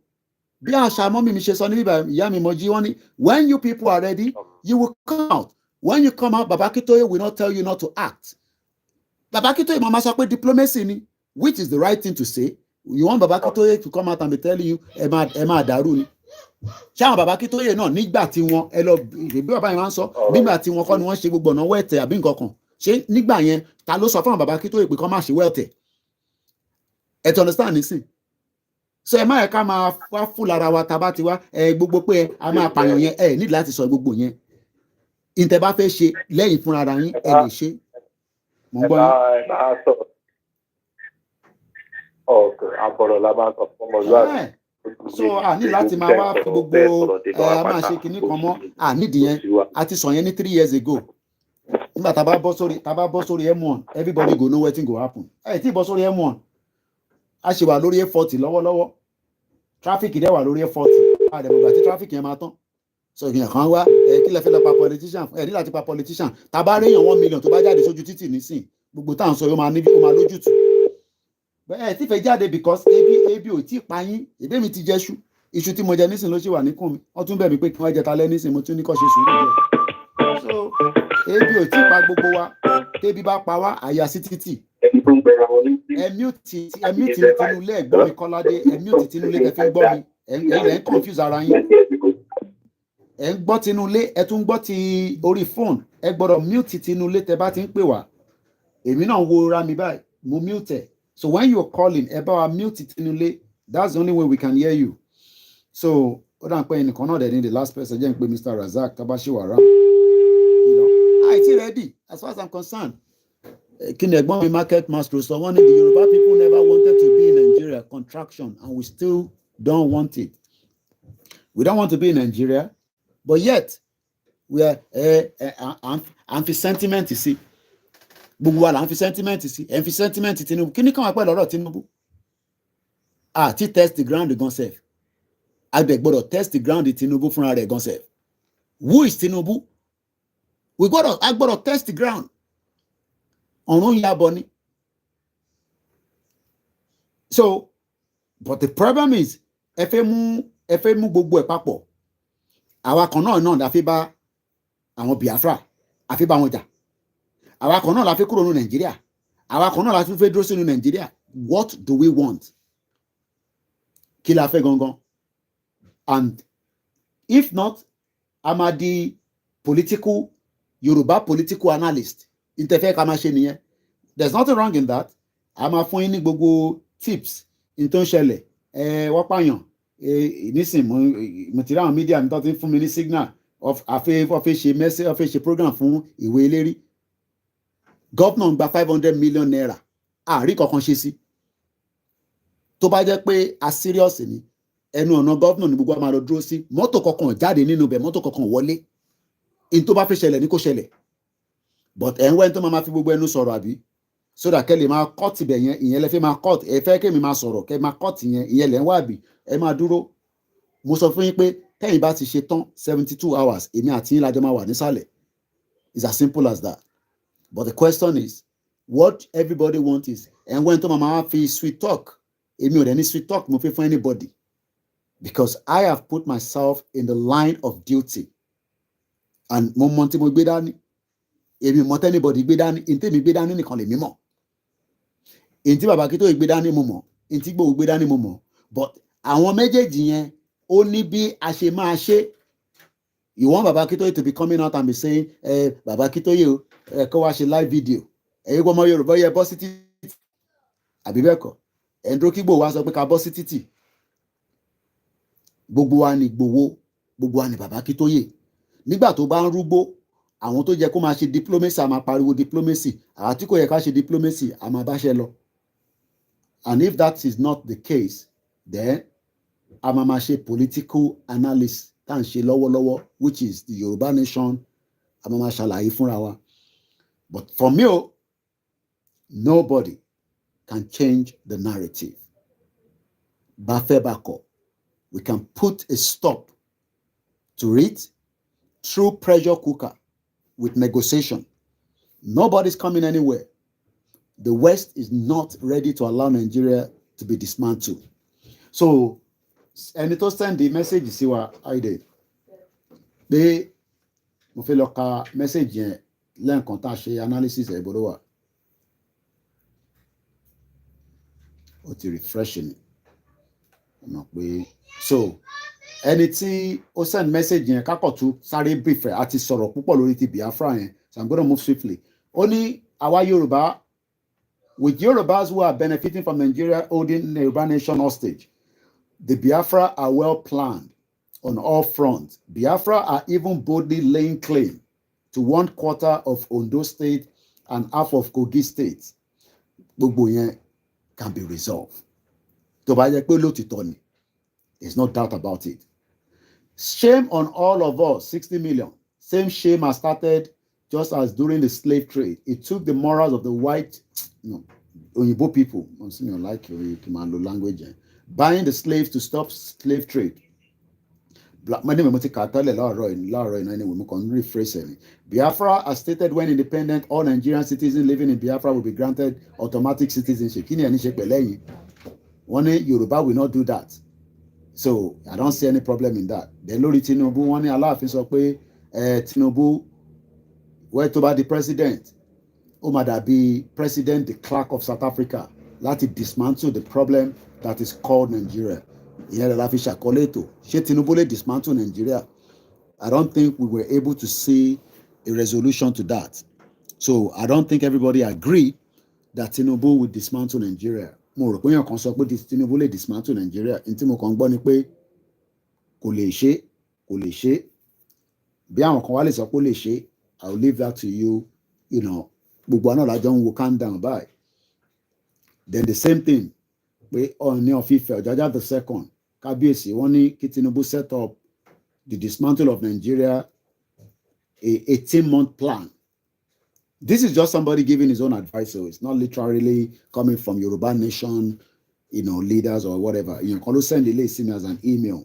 So I just thought, you know, we put it out there, and you know, you can also send yours, and I'll read it out if we have the time. So, Yoruba Rishi, he will be the best Yoruba man, but Tinubu is working for the West. So, new Yoruba government must learn from the former governor Fashola. Okay, lesson about defending the potential Yoruba borders. Two-party state forever in Yoruba land. Yoruba kings should veto in the House of Kings.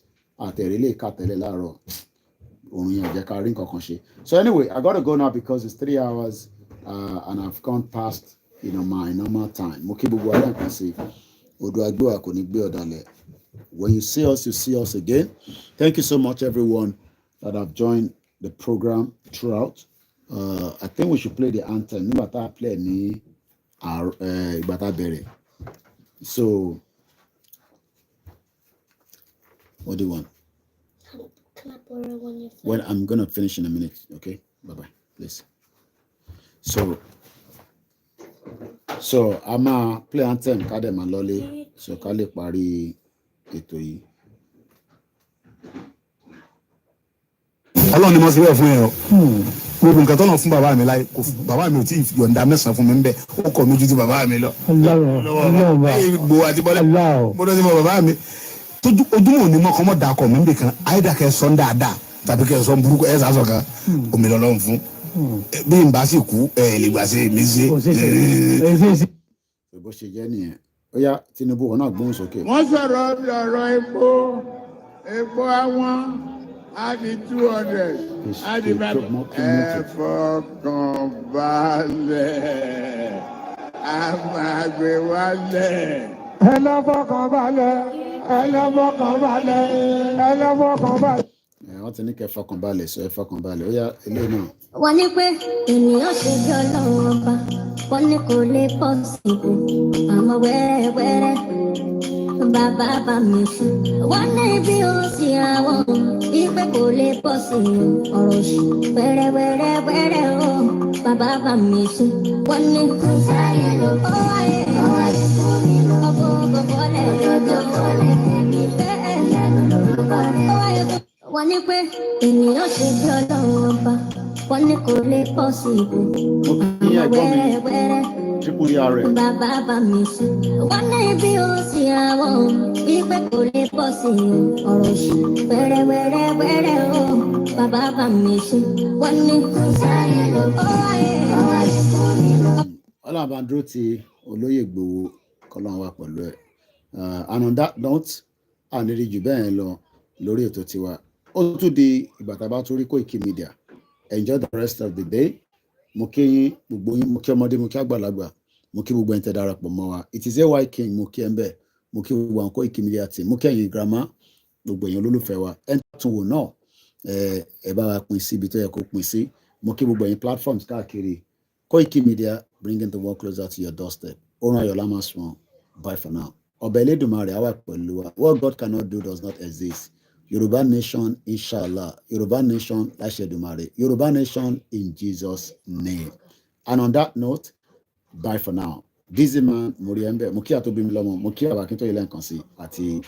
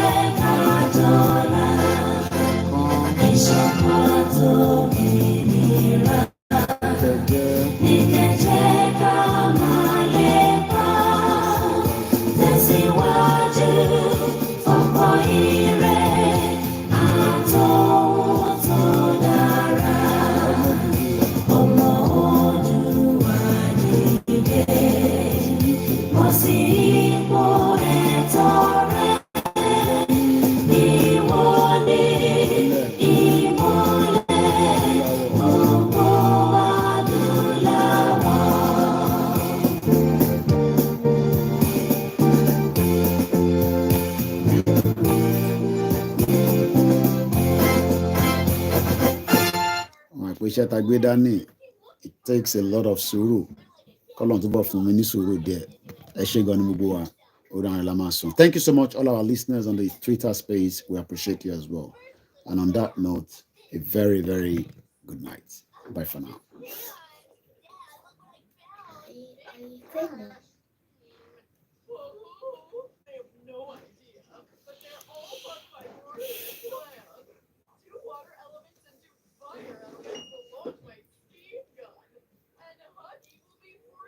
Kọ́mẹ́ǹtì tẹ́ sùn lọ rẹpẹtẹ níbí báyìí, má bínú. Mo kí ẹ láti Badagry, mo kí Mr.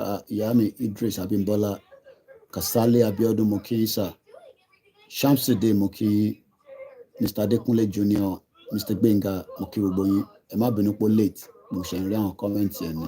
Apologies.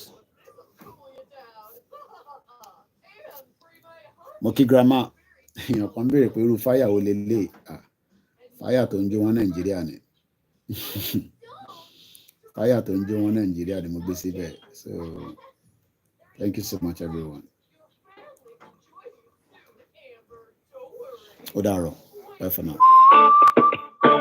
Ẹ kò délé. Ti parí.